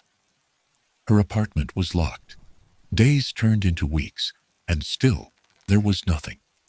When he pressed Indrani for answers, she smiled, reassuring him that Sheena was fine, that she just needed space. But Rahul knew her well enough to hear what she wasn't saying. Something was wrong. For 3 years he tried to convince police to look into her disappearance. Each time, he was turned away. "She's an adult," they said. "She left on her own." And for 3 years that lie held a perfect, polished story, hiding the ugliest truth imaginable. Until the summer of 2015, when a routine arrest unraveled everything. The police officer who reopened the Bora file didn't know he was about to expose one of India's most shocking family secrets. It started with something simple, a different case altogether. In August of 2015, Mumbai police arrested a man named Shamvar Rai, Indrani Mukherjee's longtime driver, for possession of an illegal firearm. During questioning, he seemed nervous, distracted, and strangely afraid. When investigators pressed him about his employer, he broke. "There's something you should know," he said. "A woman died. A young woman. We killed her." That confession led detectives down a trail no one could have imagined. Within days, they were in Indrani's office, seizing documents, photos, and electronic records. The story that emerged felt like fiction. The victim wasn't a stranger. It was Sheena Bora. The woman Indrani had claimed was her sister. When police confronted Indrani, she denied everything. "Sheena's alive," she insisted. "She's in America. Call her." But when officers asked for contact details, she hesitated. Her story faltered under the weight of specifics. She gave a fake email address, a disconnected phone number. Within hours, detectives knew they were no longer chasing a missing person, they were chasing a murder. They arrested Indrani on August 25, 2015, as she stepped out of her home in Worli. Cameras captured the moment. Her sunglasses, her calm expression, her silence. It was the calm of someone who believed power could still protect her. Inside the interrogation room, she maintained composure until officers mentioned Sanjeev Khanna, her ex-husband. His arrest in Kolkata, the following day, broke the illusion completely. Confronted with both confessions, the truth finally began to surface. According to investigators, on the evening of April 24, 2012, Indrani had picked up Sheena in her car, under the pretense of reconciliation. Sanjeev sat in the back seat. Within minutes of the doors closing, Sheena was strangled with a scarf. Her body was later transported over 100 miles to a remote forest in Raigad district, where it was stuffed into a suitcase and set on fire. The driver, Shamvar Rai, helped them bury the remains. When police returned to that forest 3 years later, they found a shallow grave bones, teeth fragments, and pieces of metal from the suitcase hinge. Forensic analysis confirmed what Rahul had suspected all along. Sheena Bora was dead. News of the arrests exploded across every television channel in India. Viewers were stunned not only by the brutality of the act, but by who was behind it. A media mogul and her ex-husband, accused of murdering her own daughter to protect her reputation. The story felt like something from a dark thriller, but it was real. Rahul Mukherjee watched the reports in silence. For years he had begged police to listen. Now the truth was being shouted from every screen. He told reporters, "I knew she wouldn't have left without telling me. I knew something was wrong." His voice cracked as he said it. He had loved Sheena enough to keep searching long after everyone else gave up. In the months that followed, the case unfolded like a slow dissection of deceit. Investigators discovered that Indrani had fabricated documents, including fake resignation letters and forged emails, to make it appear as though Sheena was alive abroad. She'd even withdrawn money from Sheena's bank account to sustain the illusion. The precision of it all was chilling, a performance built on control and silence. When police questioned Peter Mukherjee, Indrani's husband, his reaction was shock. He claimed he had no idea Sheena was Indrani's daughter. "She told me they were sisters," he said. "I never suspected otherwise." But messages between the couple hinted at knowledge he never shared publicly. Whether out of loyalty or fear, Peter's silence became another thread in the web. He was later arrested for complicity in the cover-up. The courtroom became a theater of secrets. Indrani, always poised, often smiled during proceedings, her tone sharp and measured. When prosecutors read the charges, she corrected their pronunciation. She addressed the judge as if discussing business, not murder. Her lack of visible remorse unsettled everyone who saw her. As for motive, investigators pointed to one thing: control. Indrani had built a life on maintaining her image, a woman of status, refinement, and power. Sheena's relationship with Rahul threatened that illusion. If the truth about her being Indrani's daughter ever came out, everything she had constructed, her wealth, her marriage, her career, could crumble. The prosecution called it the ultimate act of narcissism. She would rather erase her daughter than expose her lie, one investigator said. In the years that followed, the case dragged through India's courts, each hearing adding another layer of tragedy. Witnesses recanted, evidence was contested, and delays stretched endlessly. Still, the central question remained: how could a mother do this? Behind that question was a quieter one. How many people helped her hide the truth? April 24th, 2012. The city of Mumbai pulsed with its usual chaos: horns, rain, the sharp scent of monsoon in the air. But inside one black sedan moving quietly through the narrow lanes of Bandra, the air was still, almost suffocating.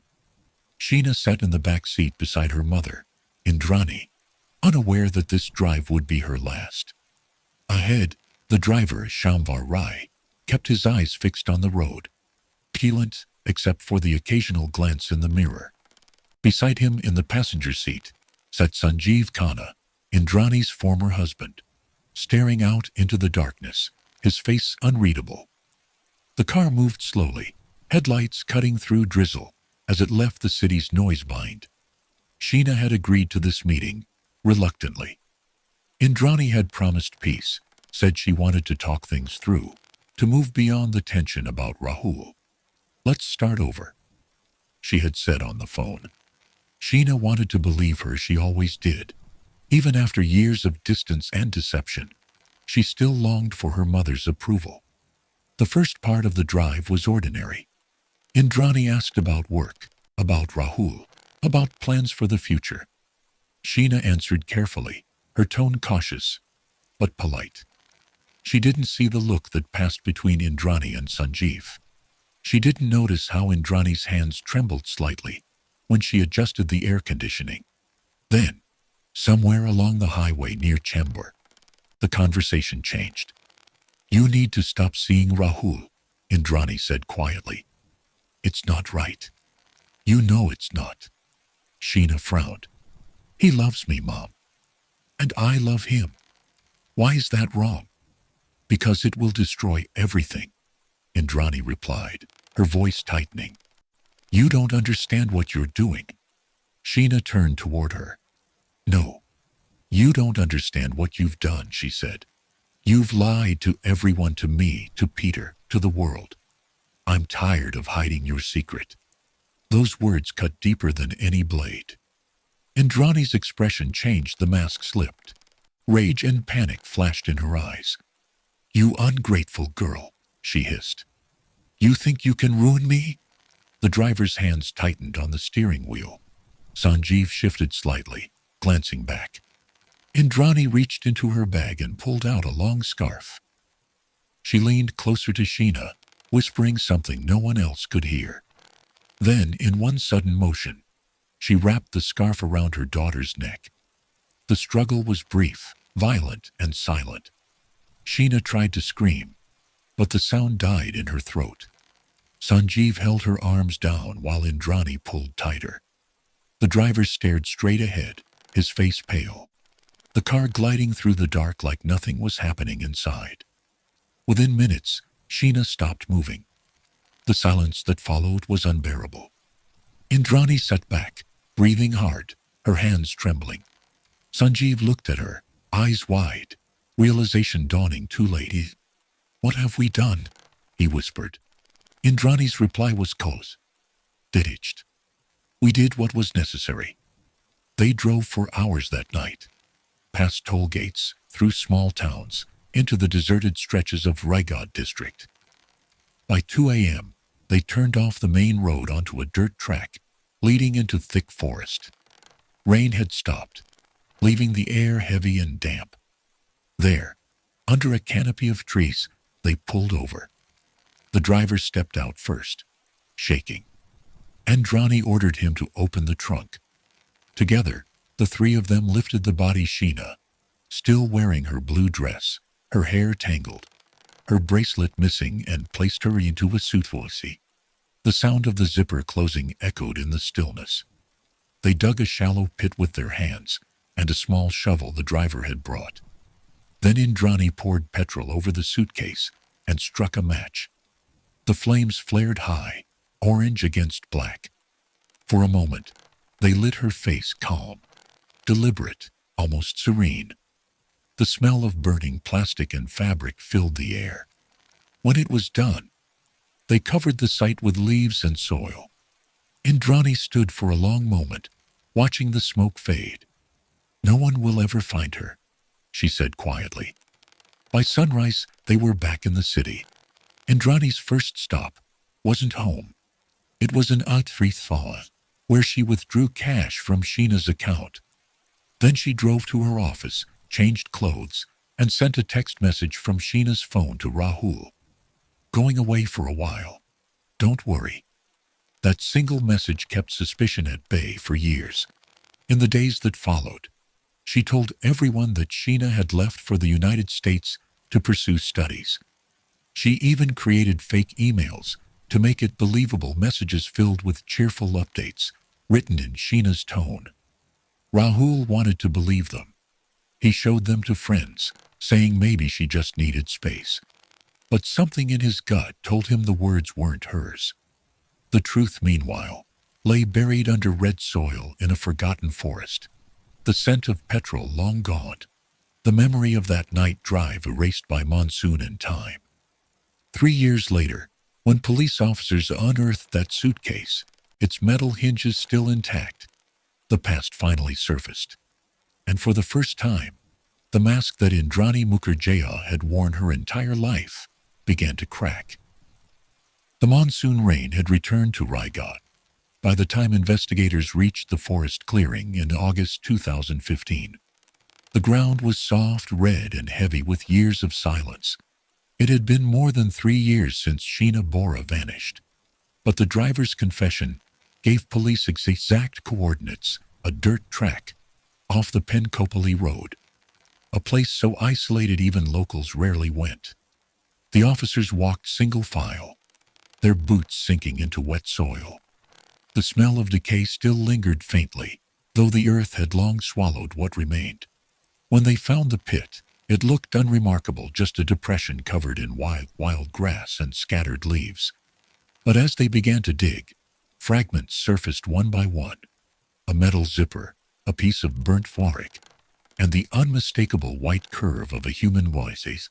Forensic technicians worked under tarps to shield from rain. They catalogued everything with clinical precision, photographing each item before sealing it in evidence bags. The air was quiet, except for the occasional crack of thunder and the rustle of leaves. Everyone knew whose remains they were uncovering, but no one said her name out loud. When the remains were transferred to the Mumbai Forensic Lab, DNA tests confirmed what the world had begun to suspect: the skeleton was Sheena Bora. The match came from her mother's own genetic sample, taken during interrogation. The irony was cruel. Indrani's blood had confirmed her crime. The revelation sent shockwaves through the country. The story dominated front pages and primetime television. News anchors spoke her name like a ghost resurrected from rumor. Who was Sheena Bora, they asked. And why did her mother kill her? Every channel replayed the same footage: the car, the forest, the police escorting Indrani in handcuffs, her face expressionless beneath dark sunglasses. Investigators began piecing together what had happened after the murder: the meticulous cover-up, the financial transactions, the false correspondence. One of the most chilling discoveries was how carefully Indrani had constructed Sheena's afterlife. She'd emailed friends from fake accounts, sent birthday wishes to relatives, and even fabricated conversations between Sheena and Rahul. The precision of the deception stunned even veteran officers. In one recovered message, sent months after Sheena's death, Sheena wrote, "I'm happy, just need time to myself. Don't worry, I'll be back soon." The timestamp placed it the same day Indrani had met business partners for dinner, smiling over wine, as if nothing had happened. When questioned about the emails, Indrani didn't flinch. "I only wanted peace," she said. She was difficult. Her tone was even, almost eager. That cold detachment unnerved even the investigators. Meanwhile, Rahul Mukherjee, who had been living in quiet despair since Sheena's disappearance, watched the truth unfold in disbelief. For 3 years he had begged police to take his missing person reports seriously. He had shown them messages that felt off, phrasing that didn't sound like her, but no one listened. Now, with the discovery of her body, his grief turned into quiet rage. "I knew," he said softly to reporters. "I always knew." Forensic teams reconstructed the events with chilling clarity. The body had been placed in a medium-sized suitcase, doused in petrol, and burned before burial. Metal hinges had fused with bone fragments, confirming the suitcase's presence. The cause of death, though degraded by time, showed signs of strangulation. Each detail aligned perfectly with the driver's statement. When officers presented the findings in court, the judge asked if any doubt remained about the identity. The forensic expert replied, "None, Your Honor. The remains are conclusively that of Miss Sheena Bora." The courtroom fell silent. Rahul sat in the back row, head bowed, tears slipping silently down his face. As the trial moved forward, the case became a mirror, reflecting the darker corners of privilege and control. The media labeled it "the skeleton in the closet," a phrase that captured both the crime and its symbolism: a secret buried by power, unearthed by persistence. Indrani's defense argued that the confession from her driver was coerced. They claimed he acted alone, that she had been framed by overzealous investigators. But the evidence told another story, one of precision, planning, and intent. Even as the court hearings dragged on, Indrani's demeanor never changed. She smiled for cameras, waved to reporters, adjusted her scarf with elegance. Her voice remained polite when she addressed the judge, as if she were negotiating a business deal. She never said Sheena's name. Outside the courthouse, Rahul often waited quietly for hearings to end. He rarely spoke to the press, but one afternoon, when a journalist asked him what he wanted, he replied simply, "The truth. That's all. I just want the world to remember who she was, not who killed her." He carried a small photo of her in his pocket, a picture from before the fame, before the lies. In it, Sheena is smiling beside the sea, wind in her hair, sunlight on her face. For him, that was the real Sheena, the one her mother tried to erase but never could. By the time the Sheena Bora case entered its 4th year in court, the story had evolved from murder to myth. It was no longer just about a mother and a daughter. It had become a commentary on power, corruption, and how silence can stretch farther than guilt. Indrani Mukherjee remained the perfect image of composure. Each morning, she arrived at the courtroom dressed impeccably, hair neatly tied, posture upright. Cameras followed her, as though she were walking a red carpet rather than a criminal trial. She greeted officers with polite smiles, corrected journalists when they misspelled her name, and signed documents with the confidence of someone still in control of her own narrative. In prison, she wrote letters to editors claiming innocence, describing herself as a victim of a patriarchal system eager to destroy successful women. Her words appeared in tabloids, dividing public opinion. Some admired her defiance, others saw only manipulation. The irony was sharp. The woman accused of silencing her daughter was now demanding to be heard. Her husband, Peter Mukherjee, sat quietly through most hearings. Though charged as a co-conspirator, his lawyers painted him as a man deceived, unaware of the family's dark truth. He looked tired, older, his once famous calm replaced by a quiet resignation. During one session, when asked if he ever suspected that Sheena was Indrani's daughter, he hesitated. "I thought they were sisters," he said softly. "That's what she told me. And I believed her." The prosecution built its case brick by brick.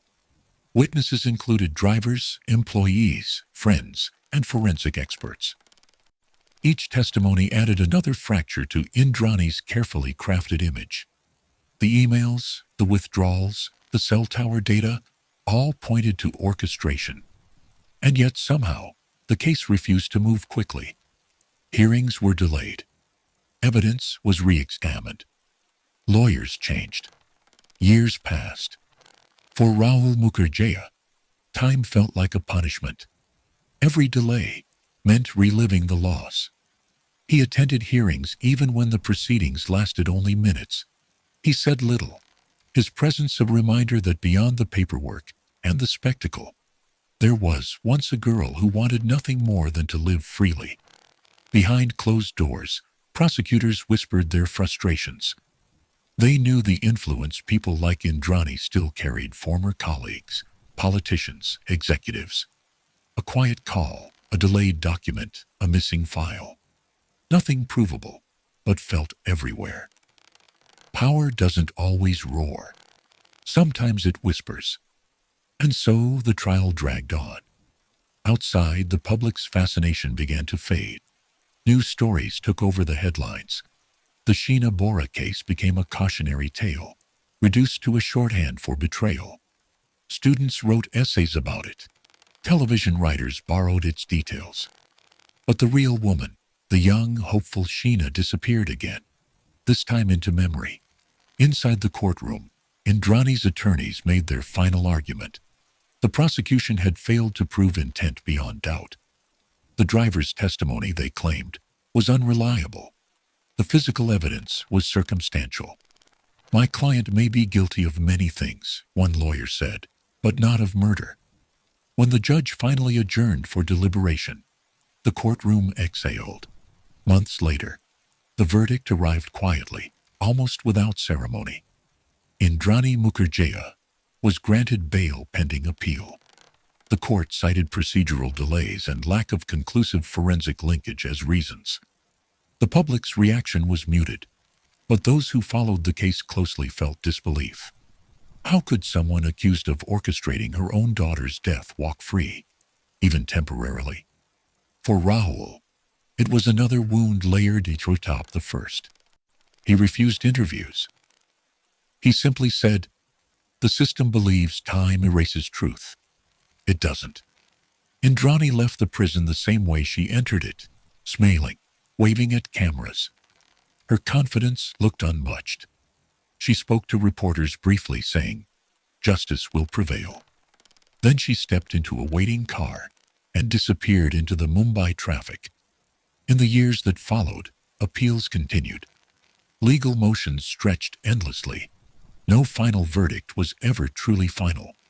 The silence that began the night Sheena died had grown louder, echoing through courtrooms and newsrooms alike. For Rahul, that silence was unbearable. He left Mumbai, moving to the coast, where he found work far from the city's noise. Those who met him there described a man polite and private, who sometimes stood by the shoreline at dusk, holding a small photograph of a woman, smiling in the wind.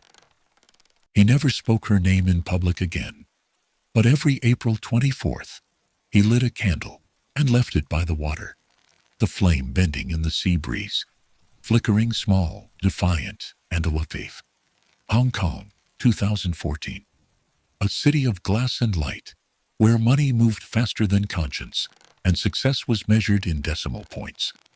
On the 31st floor of a luxury apartment tower in Wan Chai, a man named Rurik Judding looked out over Victoria Harbor, drink in hand, phone buzzing beside him. He was 31 years old, British, educated at Cambridge, and employed by Bank of America Merrill Lynch. His salary, bonuses, and lifestyle placed him among the financial elite. To his colleagues, he was brilliant, arrogant at times, but undeniably sharp. They saw him at corporate dinners, expensive bars, yacht parties. Always smiling, always in control. They didn't see the part of him that only surfaced when the doors closed and the mask came off. Inside that apartment, Rurik was unraveling. The walls were soundproof, the curtains drawn tight. On his phone were thousands of photographs and hours of video recordings that no one was supposed to see. They documented the private life of a man descending into depravity, alcohol, cocaine, and an obsession with control that blurred the line between pleasure and pain. He had started filming himself months earlier. At first, the clips were harmless, nights out, drunken jokes, fragments of loneliness disguised as arrogance. But the tone changed quickly. The videos became darker, his words crueler, his fantasies violent. Each recording revealed less of a banker and more of a predator in the making. On the night of October 26, 2014, he invited a young woman named Sumarti Ningsie to his apartment. She was 23, from Indonesia, working in Hong Kong to support her child. Friends described her as kind and soft-spoken, someone who laughed easily, but worried often. She had met Rurik before, briefly enough to trust him just enough for a single evening. What happened after she entered that apartment was recorded in horrifying detail by Rurik himself. The footage would later become central evidence in one of Hong Kong's most disturbing murder trials. Over the next several hours, he tortured her, filmed her, and finally ended her life. The next morning, he left her body inside a suitcase on his balcony. For the next few days, he continued living in that apartment, as if nothing had happened. He drank, used cocaine, ordered food, sent work emails. The suitcase remained outside, hidden behind patio furniture. He told no one. Instead, he began documenting his thoughts in a series of chilling video diaries. In one, he looked directly into the camera and said, "I am evil. I know I am. And I don't care." A week later, on November 1st, he met another woman, 30-year-old Jessie Lorena, also from Indonesia. The meeting was impulsive, arranged through a message. Rurik had already crossed every moral line once. Now there were none left to cross. The pattern repeated itself. Coercion, cruelty, violence. But this time, his spiral began to collapse. He didn't dispose of her body. He didn't hide the evidence.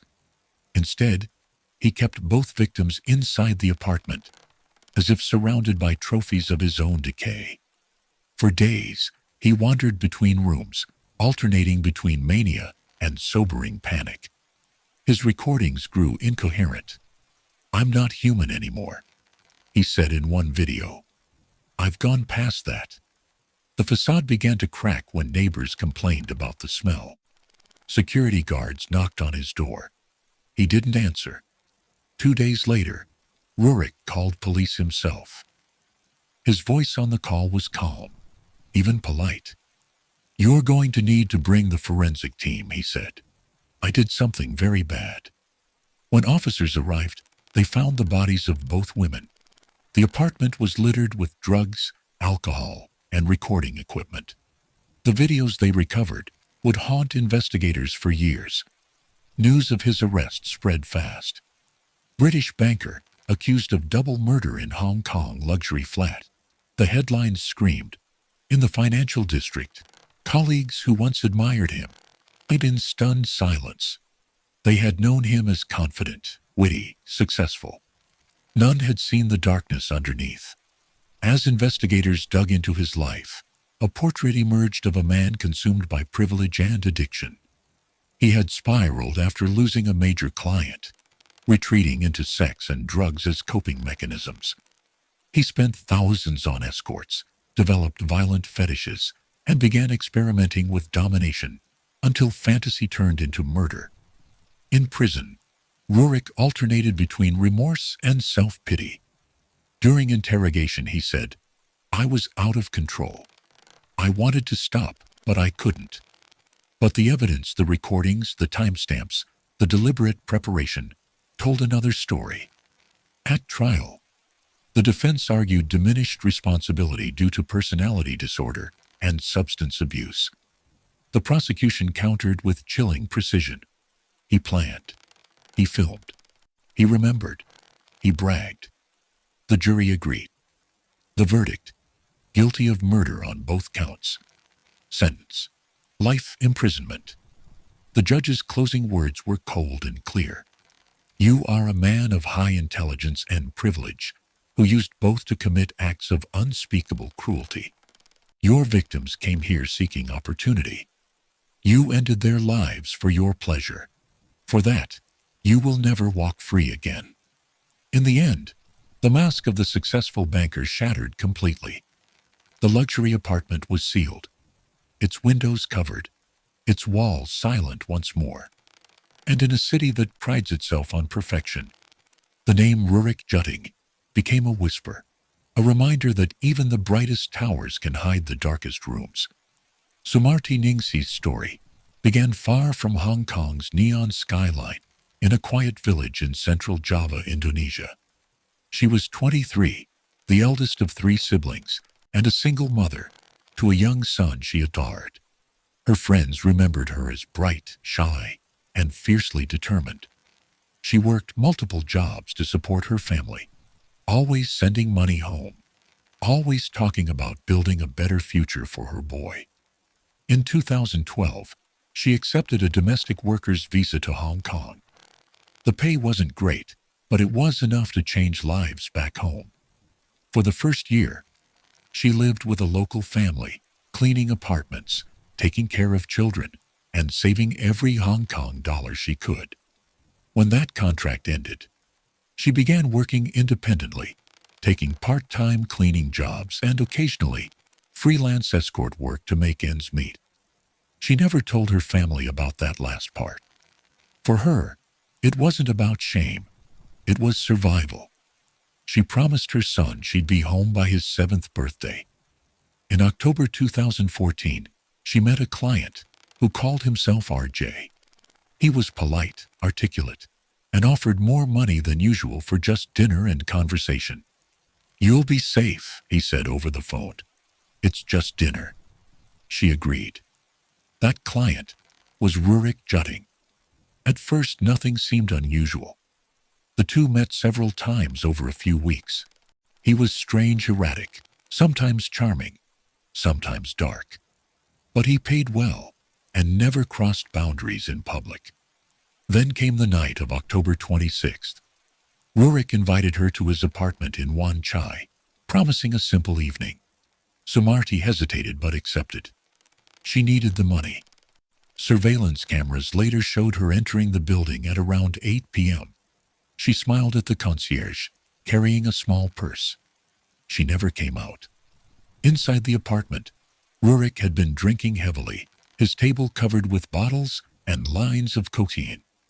His phone was recording before she even knocked on the door. What happened next would later be pieced together from those recordings, hours of footage so disturbing that even experienced investigators could barely watch. He played music.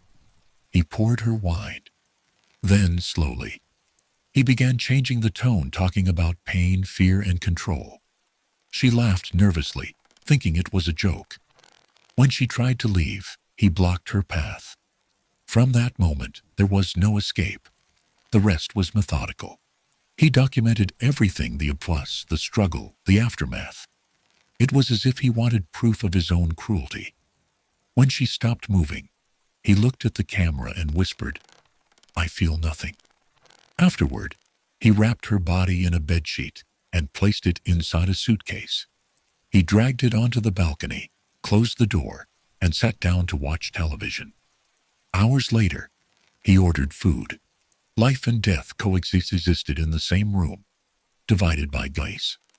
For the next few days, Rurik continued going to work. His colleagues noticed he looked tired, disheveled. One even joked that he partied too hard. He filed in return. That same confident grin they all knew. No one guessed what waited behind the walls of his apartment.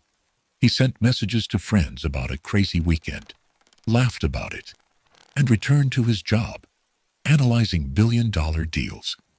His mask held perfectly. Sumarti's disappearance went unnoticed. She had no family in Hong Kong, no close local friends who could raise an alarm. Her absence became another gap in the city's constant motion, a life erased without noise. Meanwhile, the body on the balcony began to decompose. The air grew heavy with decay. Rurik tried to cover the smell with air fresheners and candles. He recorded more videos, some coherent, some rambling, talking about guilt and addiction, about how he might be beyond redemption. In one clip, he stared into the lens and said, "I could stop. I should stop. But I won't." He didn't. 6 days later, on November 1st, he met another woman, Jessie Lorena. Like Sumarti, she was a migrant worker from Indonesia. Like Sumarti, she needed the money. When she entered his apartment, the suitcase containing Sumarti's body was still on the balcony. That's when the cycle repeated. The tragedy of Sumarti Ningsi wasn't just what happened to her. It was how easily she vanished from one of the world's busiest cities, a young mother no one missed until it was too late. Her death revealed the invisible lives that sustain cities like Hong Kong, the workers, the migrants, the forgotten. When her name finally appeared in headlines, it wasn't beside photos of her smiling or holding her son. It was in black print beside the words, "British banker murder." The system remembered her only because of who killed her, not who she was. When police officers entered Rurik Jutting's apartment on November 2nd, 2014, the air inside was thick with rot and silence. It was around 3 a.m. when the call came in, the self-report, the kind that usually involved overdoses or panic, not what they were about to find. "You'll need cameras," Rurik had told the dispatcher calmly. "And bags. I killed someone. Actually, two." The scene inside defied comprehension. There were bottles on every surface, white powder spread across the glass table, and two bodies, one inside a suitcase on the balcony, the other lying on the living room floor. Both were women. Both were from Indonesia, and both had been filmed. In the corner of the room, a phone sat on a tripod, still recording. When investigators retrieved it, They discovered over 200 gigabytes of footage videos Rurik had made over the span of months.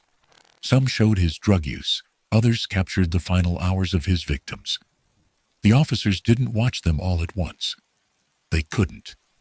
It took weeks of forensic work to catalog the files. Even seasoned detectives said it was among the most disturbing material they had ever seen. In several clips, Rurik spoke directly to the camera, as though hosting a twisted diary. His tone shifted constantly from manic to detached, from laughter to self-pity. "This is not insanity," he said in one. "This is curiosity. This is what happens when you stop pretending to be good."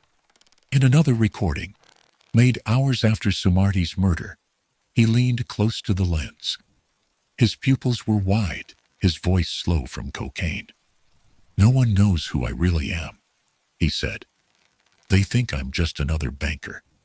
But inside this room, I can do anything." He paused, took a drink, and smiled faintly. "I feel powerful." It was those words, calm, confident, and self-aware, that prosecutors would later use to dismantle his insanity plea. They proved he understood exactly what he was doing. The videos became the backbone of the case. Each file contained timestamps, audio, and visuals that mapped the progression of his crimes in chilling detail. They showed not just the violence, but the intervals in between, the casual moments, when he watched television, sent emails, or ordered food. The banality of it was worse than the horror itself. One clip showed him pacing the apartment, talking to himself about morality. "Maybe I was born bad," he said. "Maybe it's in everyone, just hidden. Most people never open the door." He gestured around the room. "I opened it." The media frenzy was immediate. Hong Kong tabloids called it the banker butcher. International outlets dissected every detail: his education, his privilege, his calm demeanor in court. They wanted to know how a man with so much could fall so far. But inside those videos, the answer was already there. He wasn't falling. He was descending by choice. When forensic technicians finished their analysis, the total count was staggering: nearly 20 hours of recordings, along with hundreds of photographs. Some files were encrypted, suggesting he had planned to keep documenting indefinitely. Others contained written notes outlining experiments he intended to try next. During trial, prosecutors played short excerpts for the jury. The courtroom fell into silence as Rurik's own voice filled the air. The judge ordered no public release of the footage, only written transcripts for the record. Reporters described the jurors' faces, pale, rigid, struggling to comprehend the deliberate calm in his tone. The defense argued that the recordings showed a man in the grip of psychosis, someone detached from reality, consumed by cocaine-induced paranoia. But the prosecutor countered with precision. "These are not the ramblings of madness," he said. "These are the confessions of control." In one of the last clips, recorded days before his arrest, Rurik looked exhausted. His hair was matted, his eyes bloodshot. "They'll find me soon," he murmured. "I wonder what they'll say. Genius, monster, both?" Then he smiled faintly. "It doesn't matter. At least they'll know my name." That single line encapsulated everything: the arrogance, the emptiness, the hunger for recognition, even in destruction. After the videos were presented, the case no longer hinged on motive. The evidence was irrefutable. There was no mystery left, only the unbearable truth of what happens when ego becomes hunger and power becomes addiction. When the trial adjourned for the day, one juror stayed behind, visibly shaken. A reporter later overheard her whisper to a colleague. He filmed their suffering like it was a performance. I'll never unhear his voice. The recordings were sealed permanently after the verdict. Copies were destroyed under court supervision, with only forensic archives retaining secure encrypted versions for legal record. The Hong Kong government classified them under restricted evidence, never to be released publicly. For the families of Sumarti Ningsi and Jesse Lorena, the tapes were both proof and torment. Proof that justice would hold. Torment because they showed too much of what love never should have to imagine. In his final video before his arrest, Rurik sat in near Dirks, whispering to the lens, "This is my legacy." He was right, but not in the way he thought. The High Court of Hong Kong sat in total silence on the morning of October 24th, 2016, exactly 2 years to the day after the first murder. Cameras weren't allowed inside, but reporters waited outside in heavy rain, their umbrellas black against the gray sky. The defendant, Rurik Jutting, entered through a side door flanked by officers.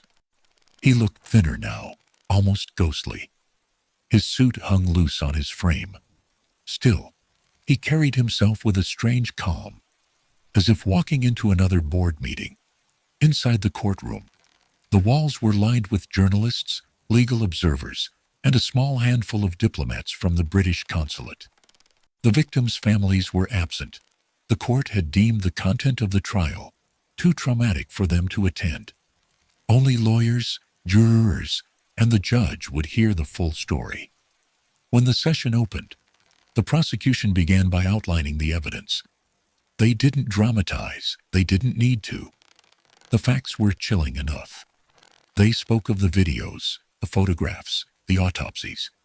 They described Sumarti and Jesse not as victims, but as people, daughters, sisters, women who came to Hong Kong seeking work and hope. Every word was measured, precise. Then they pressed play.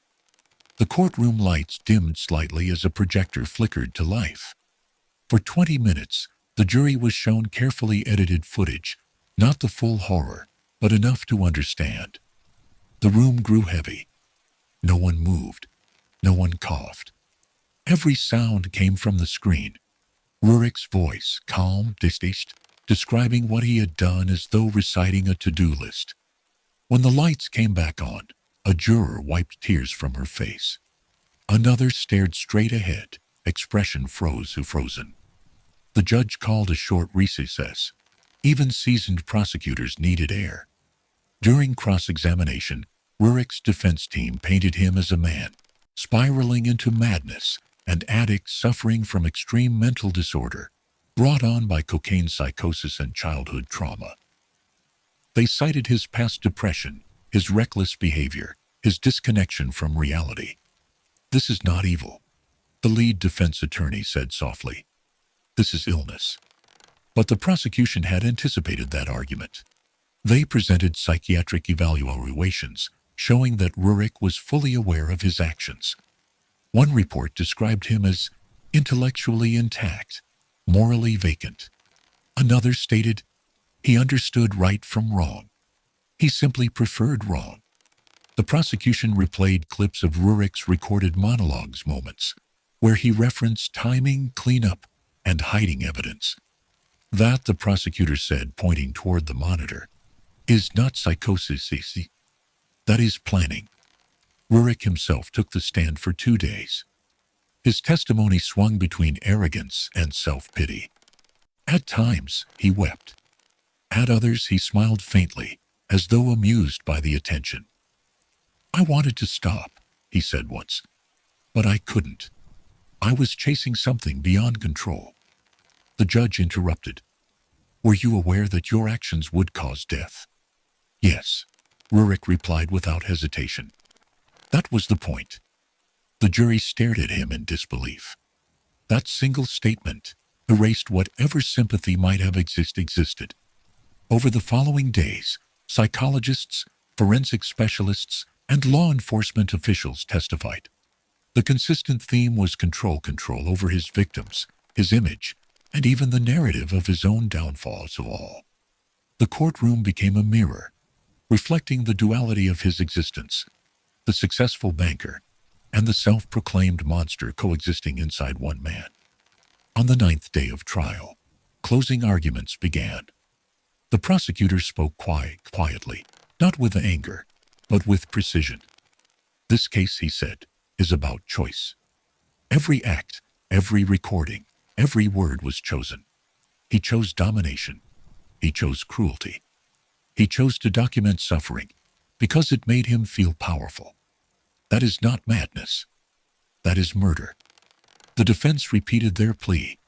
Diminished responsibility. You have seen a man at war with himself, the lawyer said. Not a sadist, but a broken heel. When the jury retired to deliberate, the tension was unbearable. Outside, rain pounded the courthouse roof like a heartbeat. After 7 hours, the jurors returned. The forewoman's hands trembled slightly as she unfolded the paper. On the charge of murder, she said, we find the defendant guilty. The verdict was unanimous. Rurik didn't flinch. He stared straight ahead, lips pressed together. The judge asked if he wished to speak before sentencing. He nodded once. I don't expect forgiveness, he said softly. I just wish I'd stopped before I did what I did. No one responded. The judge's voice remained even. You had every opportunity to stop, he said. You did not. You have forfeited the right to freedom. Sentence: life imprisonment. The courtroom emptied slowly. Outside, thunder rolled over Victoria Harbor.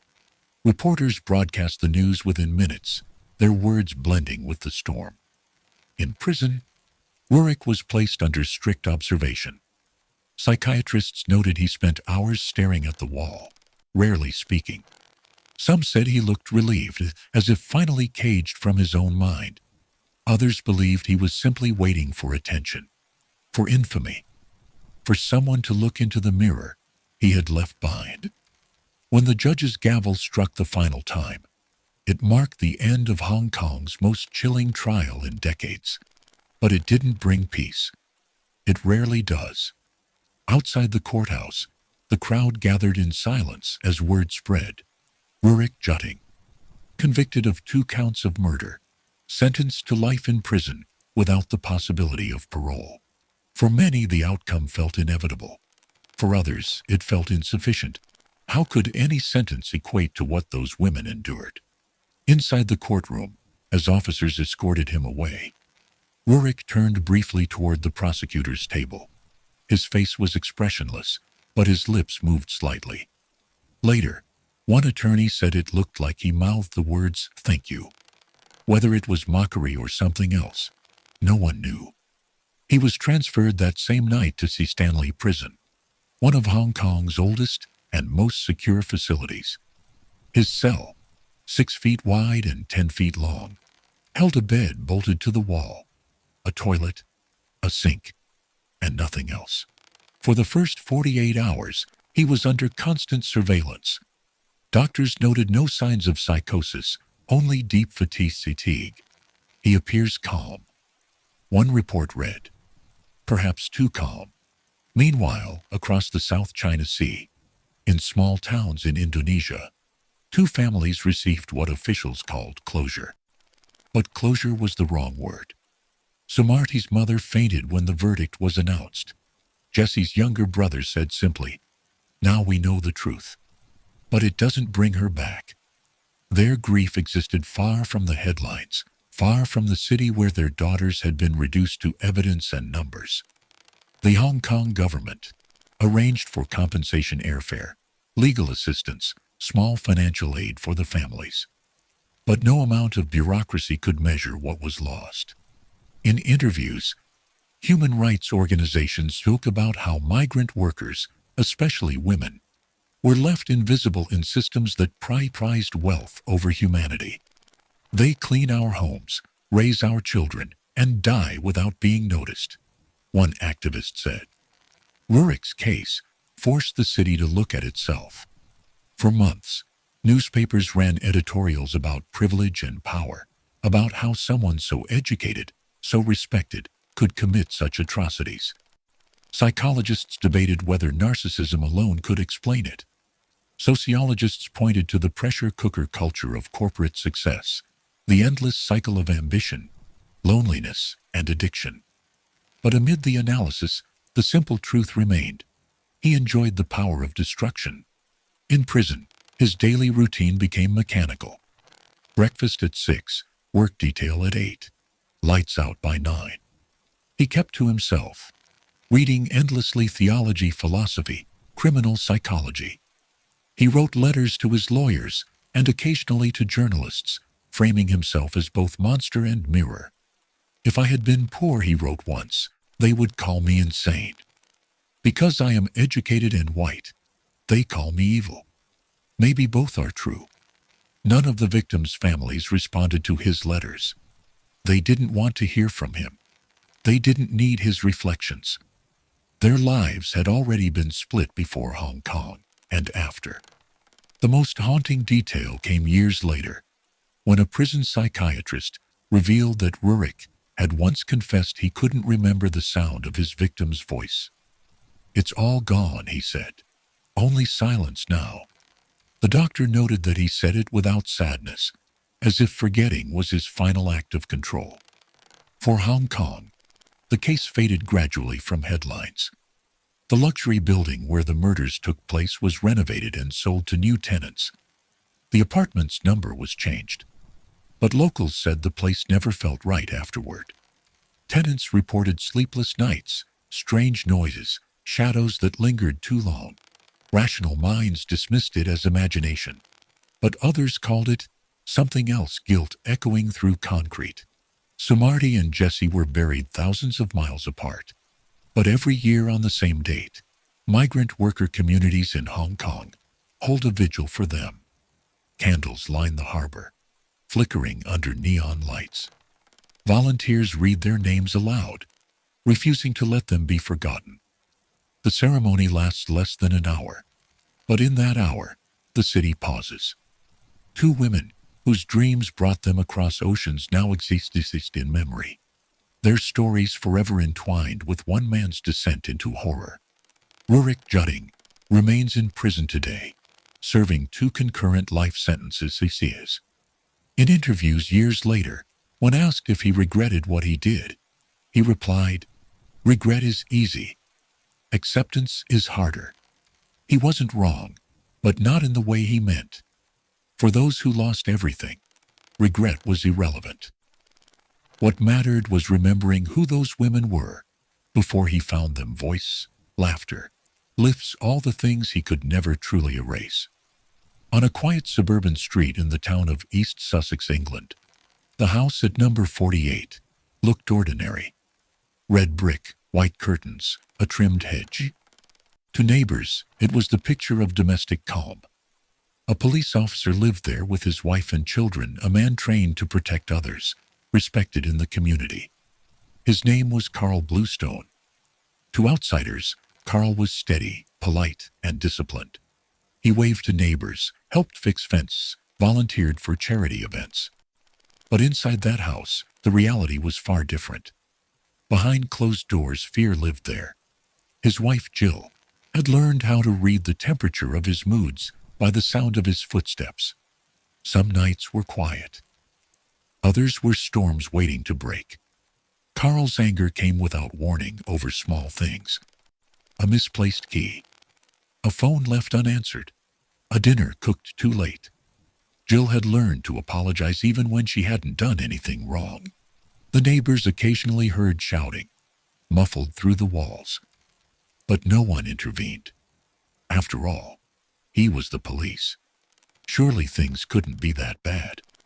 Jill had married him young, back when his confidence looked like strength. Over time, she discovered that what she thought was protection was really control. He tracked her phone, read her messages, dictated what she could wear. When she questioned him, he'd remind her of his badge. "No one's going to believe you over me," he once said. By 2001, the relationship had deteriorated completely.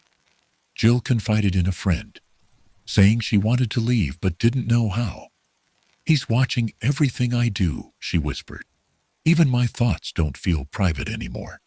Her friend urged her to contact a domestic violence hotline, but Jill hesitated. The irony was unbearable. She would have to call the very system her husband worked for. That spring, Carl's behavior worsened. Colleagues noticed he was short-tempered at work, volatile. He was placed on leave for stress after an altercation during an arrest. At home, the tension became suffocating. Their children, Daniel and Harry, spent more time in their rooms, pretending not to hear the arguments downstairs. In early April, Jill made a decision. She began planning to leave.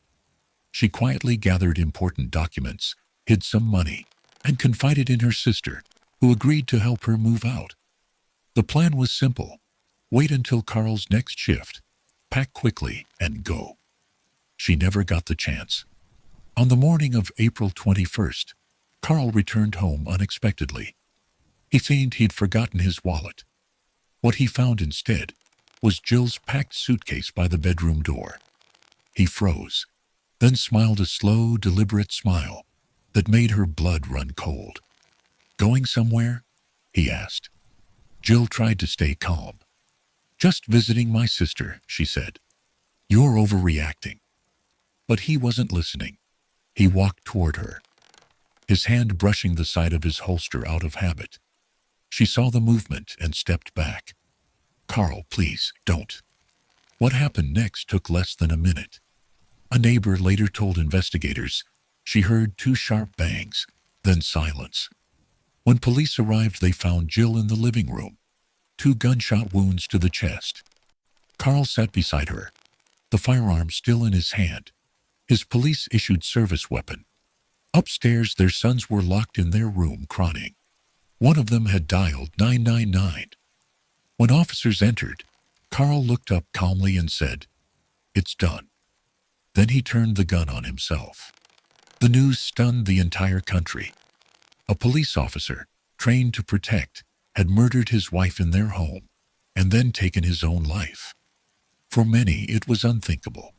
But for others, those who had seen the warning signs, who had heard Jill's quiet pleas for help, it was heartbreakingly predictable. As details emerged, the investigation revealed a history of complaints that had gone nowhere.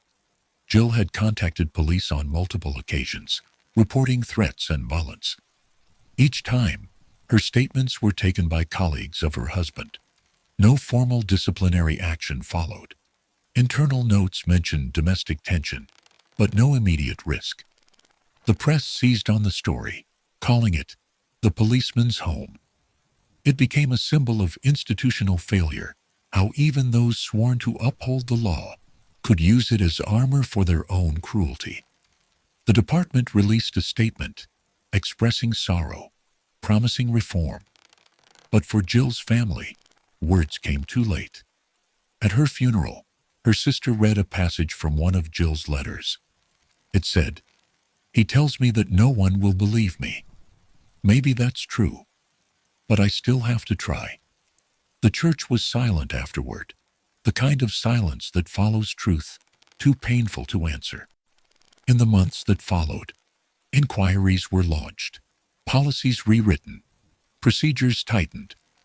But every change carried Jill's name in the background, a reminder that protection means nothing if it doesn't start at home.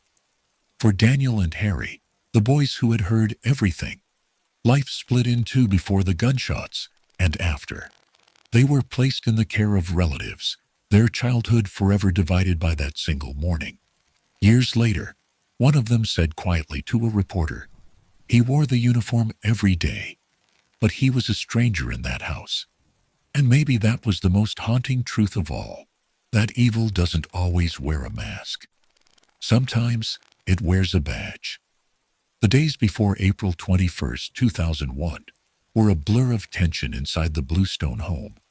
Jill moved quietly, almost ghost-like, careful not to trigger another outburst. She had perfected the art of invisibility, a survival tactic many victims of domestic violence know too well. Every sound, every gesture, every thought was measured. But beneath the surface, something in her had shifted. She was done being afraid. She had told her sister the night before, "If I don't leave now, I never will." They agreed that Jill would pack early in the morning, drop the children at school, and drive straight to her sister's house. There, she'd contact a solicitor and file for separation. She never planned to confront Carl. She wanted distance, not war. But fear has a way of catching up before courage can act.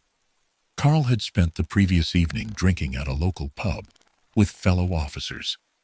To them, he seemed in good spirits, a bit tense, yes, but laughing, making jokes about family drama. None of them noticed the bitterness underneath his laughter.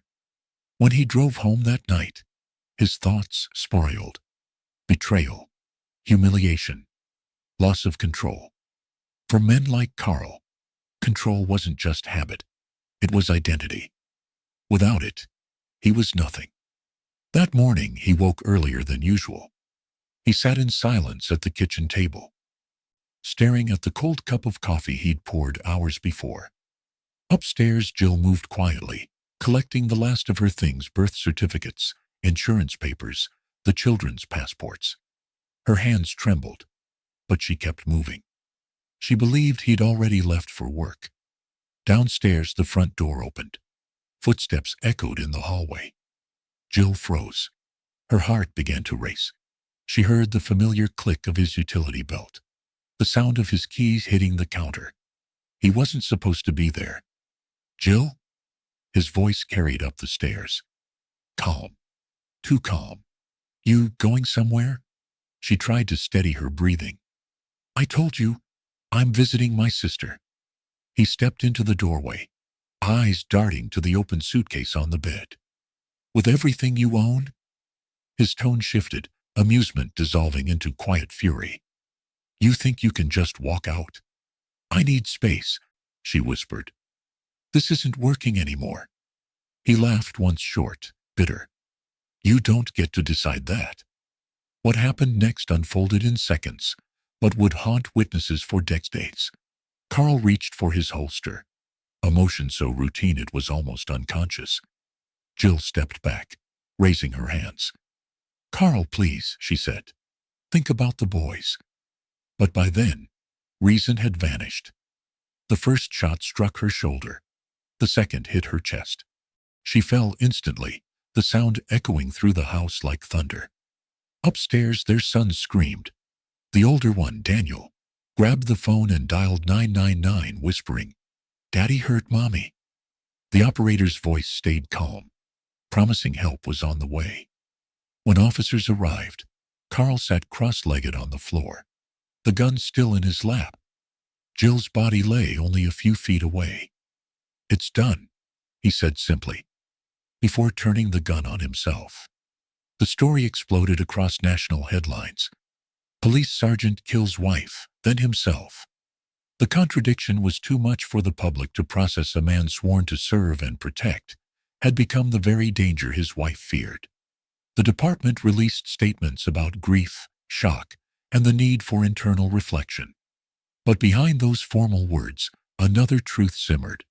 Jill had asked for help, and no one listened. Records revealed she had reported Carl's threats months before her death. A superior officer had advised domestic mediation.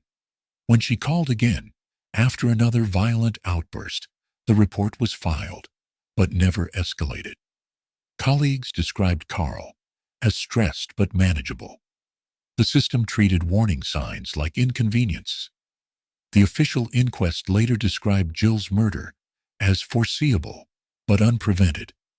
The phrase became infamous bureaucratic language for a preventable tragedy. At her funeral, the pews overflowed with friends, neighbors, and police officers, many too ashamed to meet each other's eyes. The chaplain spoke softly about love and loss, but Jill's sister, standing beside the coffin, spoke words that cut through the silence. "She told you she was afraid. You told her to calm down. Now she's gone." In the months that followed, inquiries began. Parliament debated domestic violence protections for law enforcement families. Training programs were implemented. Protocols changed. But for Jill's sons, those reforms came too late. Their world had already been divided into before and after. Daniel and Harry grew up carrying the memory of that morning, like a shadow. As adults, they became advocates for domestic violence awareness, speaking about what it meant to live in fear of someone sworn to protect. In one interview, Daniel said, "People ask why we talk about it. Because silence didn't save her. Maybe words can save someone else." He was right. The breaking point wasn't that morning. It was every ignored call, every dismissed report, every quiet decision to look away. And by the time anyone noticed, the sound of gunfire had already answered for everyone. It was the evening before the shooting, April 20th, 2001. The Bluestone house looked calm from the outside, lights dimmed, curtains drawn. But inside, tension moved through every room like electricity waiting for a spark. Jill sat at the dining table with a stack of papers spread out before her: bank statements, birth certificates, passports. She checked each one carefully, then placed them into a folder labeled "Important." Her hands shook slightly, but she didn't stop. She had spent years living on edge. Tonight, she was preparing for freedom.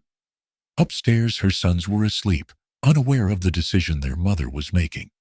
The television murmured softly in the living room. On the screen, two actors argued in a sitcom. The sound filled the silence, masking the ache of fear that had become routine in that house.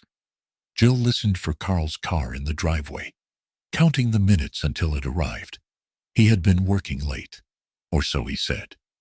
But she knew what that meant: another night, drinking with colleagues, another round of stories about how his wife never appreciated him. She had overheard him once, bragging that he kept her in line. The laughter from that night still echoed in her memory. At 9:30, she heard the door slam. His keys hit the counter. His boots scraped the tile. "Jill," he called. His voice carried that familiar tone, not shouting, but sharp enough to command attention. She took a breath, forcing calm. "In here," she answered. He entered the room, eyes bloodshot, the smell of alcohol faint but unmistakable. "Still up?" he asked. His gaze drifted to the folder on the table. "What's that?" "Just paperwork," she said quickly. "Bills." He smiled, that slow, humorless smile she'd learned to fear. "You're lying." "I'm not," she insisted. "It's nothing." He moved closer. "You think I don't notice things, Jill? You think I don't know when you're hiding something?" She kept her voice steady. "Please, Carl. Not tonight." For a moment, he just stared at her. Then, without a word, he grabbed the folder and opened it. The documents spilled across the table. The passports, the financial records, the address of her sister's home written on a piece of paper. His eyes darkened. "So it's true," he said softly. "You're leaving me." Jill didn't deny it. She stood tall, though her knees felt weak. "Yes, I am." Something in him shifted. The calm broke. "You can't just walk out," he snapped. "You don't get to ruin my life." "You've already ruined it," she replied. Her voice didn't rise, but the words hit harder than a scream. He froze, stunned by her defiance. Then quietly he said, "You think they'll believe you? You think anyone will take your side against a police officer?"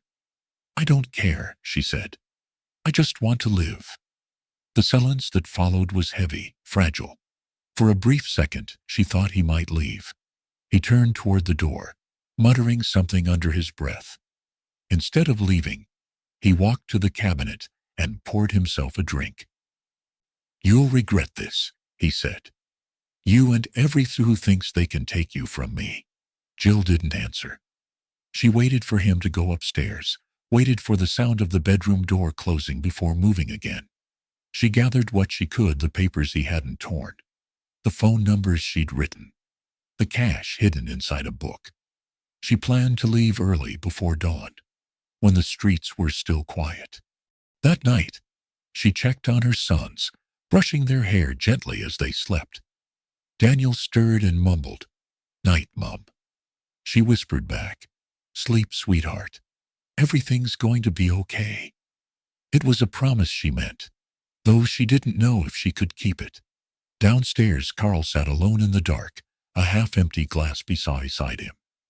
The television flickered silently, reflecting off his face. He replayed her words again and again, "I just want to live."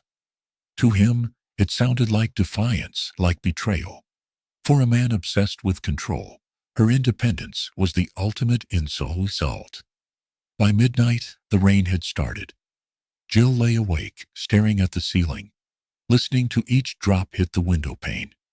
She thought about her life before him, the laughter, the friends she'd lost touch with, the woman she used to be. She imagined herself driving away the next morning, the boys in the back seat, her sister waiting at the door with open arms. Freedom felt so close she could almost taste it. But downstairs, another decision was forming, darker, irreversible. Carl stood, steady now, cold sober from rage alone. He walked to the hallway and opened the cabinet where his service weapon was stored. He checked the chamber, the sound clicking softly in the quiet. Upstairs, Jill finally drifted into uneasy sleep, unaware that the man she once trusted was sitting beneath her, making plans that would end everything. When dawn came, the sky over East Sussex turned pale gray. The first birds began to sing. In less than an hour, Jill would wake, gather her sons, and try to leave. But the footsteps she heard that morning weren't salvation. They were the beginning of the end. After the tragedy, nothing about the Bluestone case made sense. Not the warnings ignored, not the calls unanswered, and not the way the system, built to protect, had turned away from the woman who needed it most. In the days following the murder-suicide, investigators combed through the couple's history. What they found was a pattern written in plain sight. Jill had reached out for help several times in the year before her death. She had filed police reports detailing physical intimidation and emotional abuse. One report, dated February 2001, described Carl's threats word for word. "If you ever leave, I'll find you."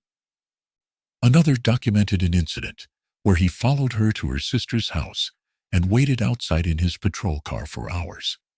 Each report was logged. None were escalated. Internal memos showed that Carl's colleagues knew about the domestic trouble.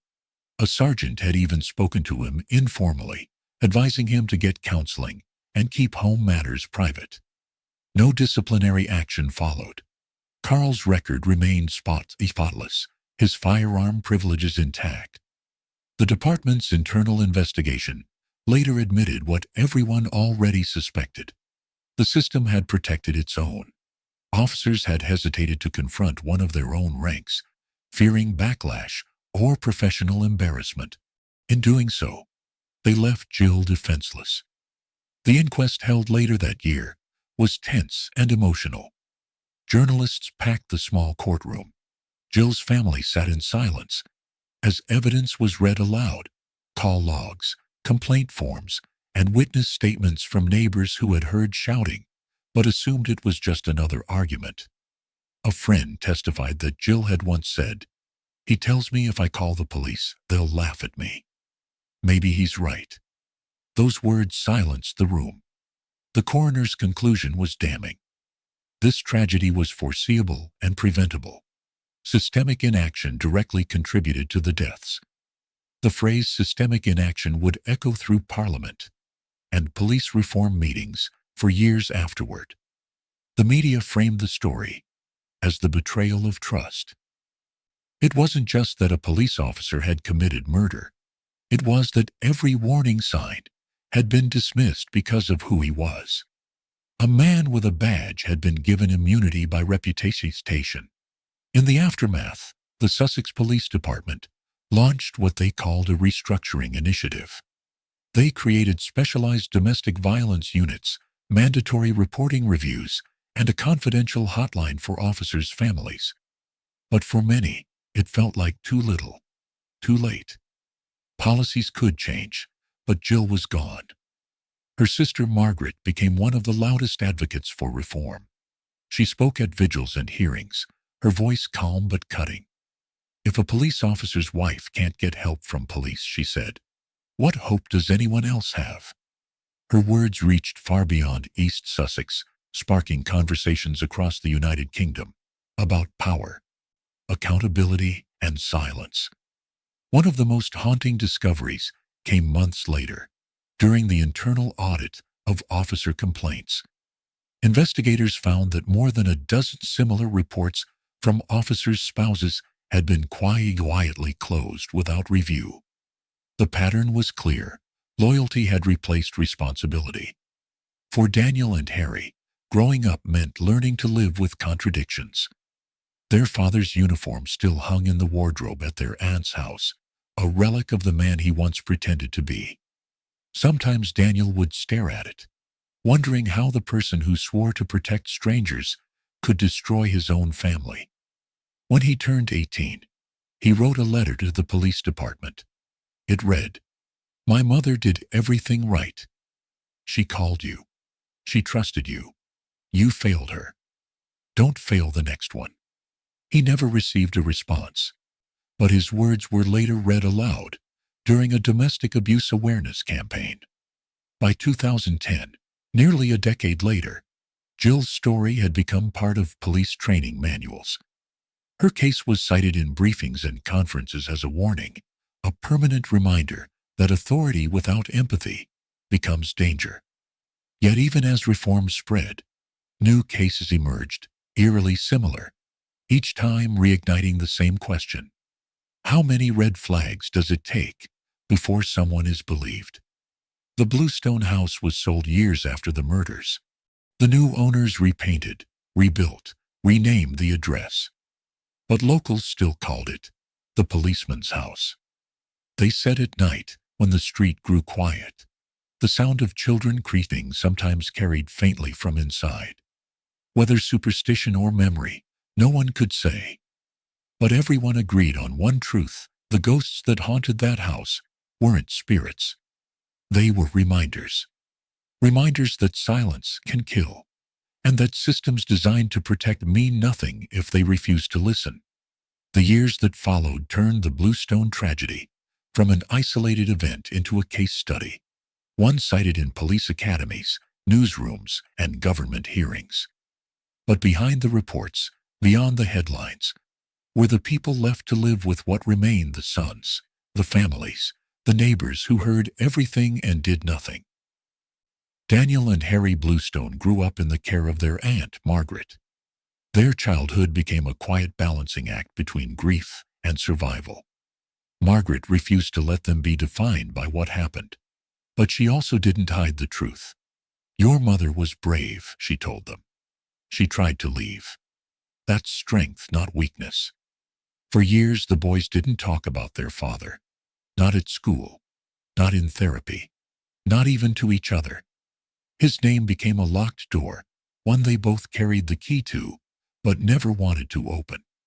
When Daniel turned 18, he enlisted in community service work, determined to turn pain into prevention. Harry studied psychology, saying he wanted to understand why people hurt those they claimed to love. Their mother's story followed them like a shadow. Sometimes, when journalists reached out asking for comments on anniversaries, they declined. Other times, Daniel agreed to speak not for attention, but for awareness. "We tell her story," he said, "so people know silence isn't safety." Across the United Kingdom, reforms continued slowly but steadily. Domestic violence protocols within police forces tightened. Officers accused of abuse were now automatically suspended pending investigation. Counseling programs were expanded, but progress came in inches, not miles. Every reform carried the unspoken reminder: someone had to die before the system changed. In 2016, 15 years after the murders, Parliament introduced a law strengthening domestic abuse protections, citing historical cases that shaped reform. Jill Bluestone's name appeared briefly in the discussion, a single line in a long speech. Margaret watched it on television, tears in her eyes. "She's still helping people," she whispered. The original house on that quiet Sussex street still stood, but its windows looked different now, brighter, cleaner, filled with new laughter. The new family that moved in had no connection to the past. The neighbors never told them the full story. Maybe that was mercy. Maybe it was avoidance. But every year, on April 21st, Margaret placed flowers by the gate. No words, no ceremony, just remembrance. In time, even those flowers stopped drawing attention. The world moves on, as it always does. But the echoes remain in training manuals, in awareness campaigns, in the quiet resilience of survivors who learn to rebuild their lives after everything breaks. For Daniel and Harry, the healing came not from forgetting, but from understanding that their mother's courage didn't die with her. It lived on in every person who decided to speak out, in every officer who chose to intervene, in every law that now existed because someone refused to stay quiet. Years later, during an interview marking 2 decades since the case, Daniel said something that captured what no report ever could. "People talk about justice like it's a verdict," he said. "But justice isn't what the court decides, it's what the living choose to do afterward." He paused, then smiled faintly. "My mother didn't live to see change, but change came because of her. That's justice enough." As the rain began to fall outside the studio that day, Daniel looked out the window, listening to the steady rhythm against the glass. The sound reminded him of that morning, the last one his mother ever heard. But now, it meant something different. It wasn't fear anymore. It was peace. Because the truth about stories like Jill Bluestone's, and Helen Arias's, and Anja Mahit's, and Sheena Bora's, and Sumarti Ningsi's, is that they don't really end. They echo. They warn. They change the world one listener at a time. And for those of us who hear them, for those who let them settle in the quiet of the night, beneath the sound of rain, the least we can do is remember.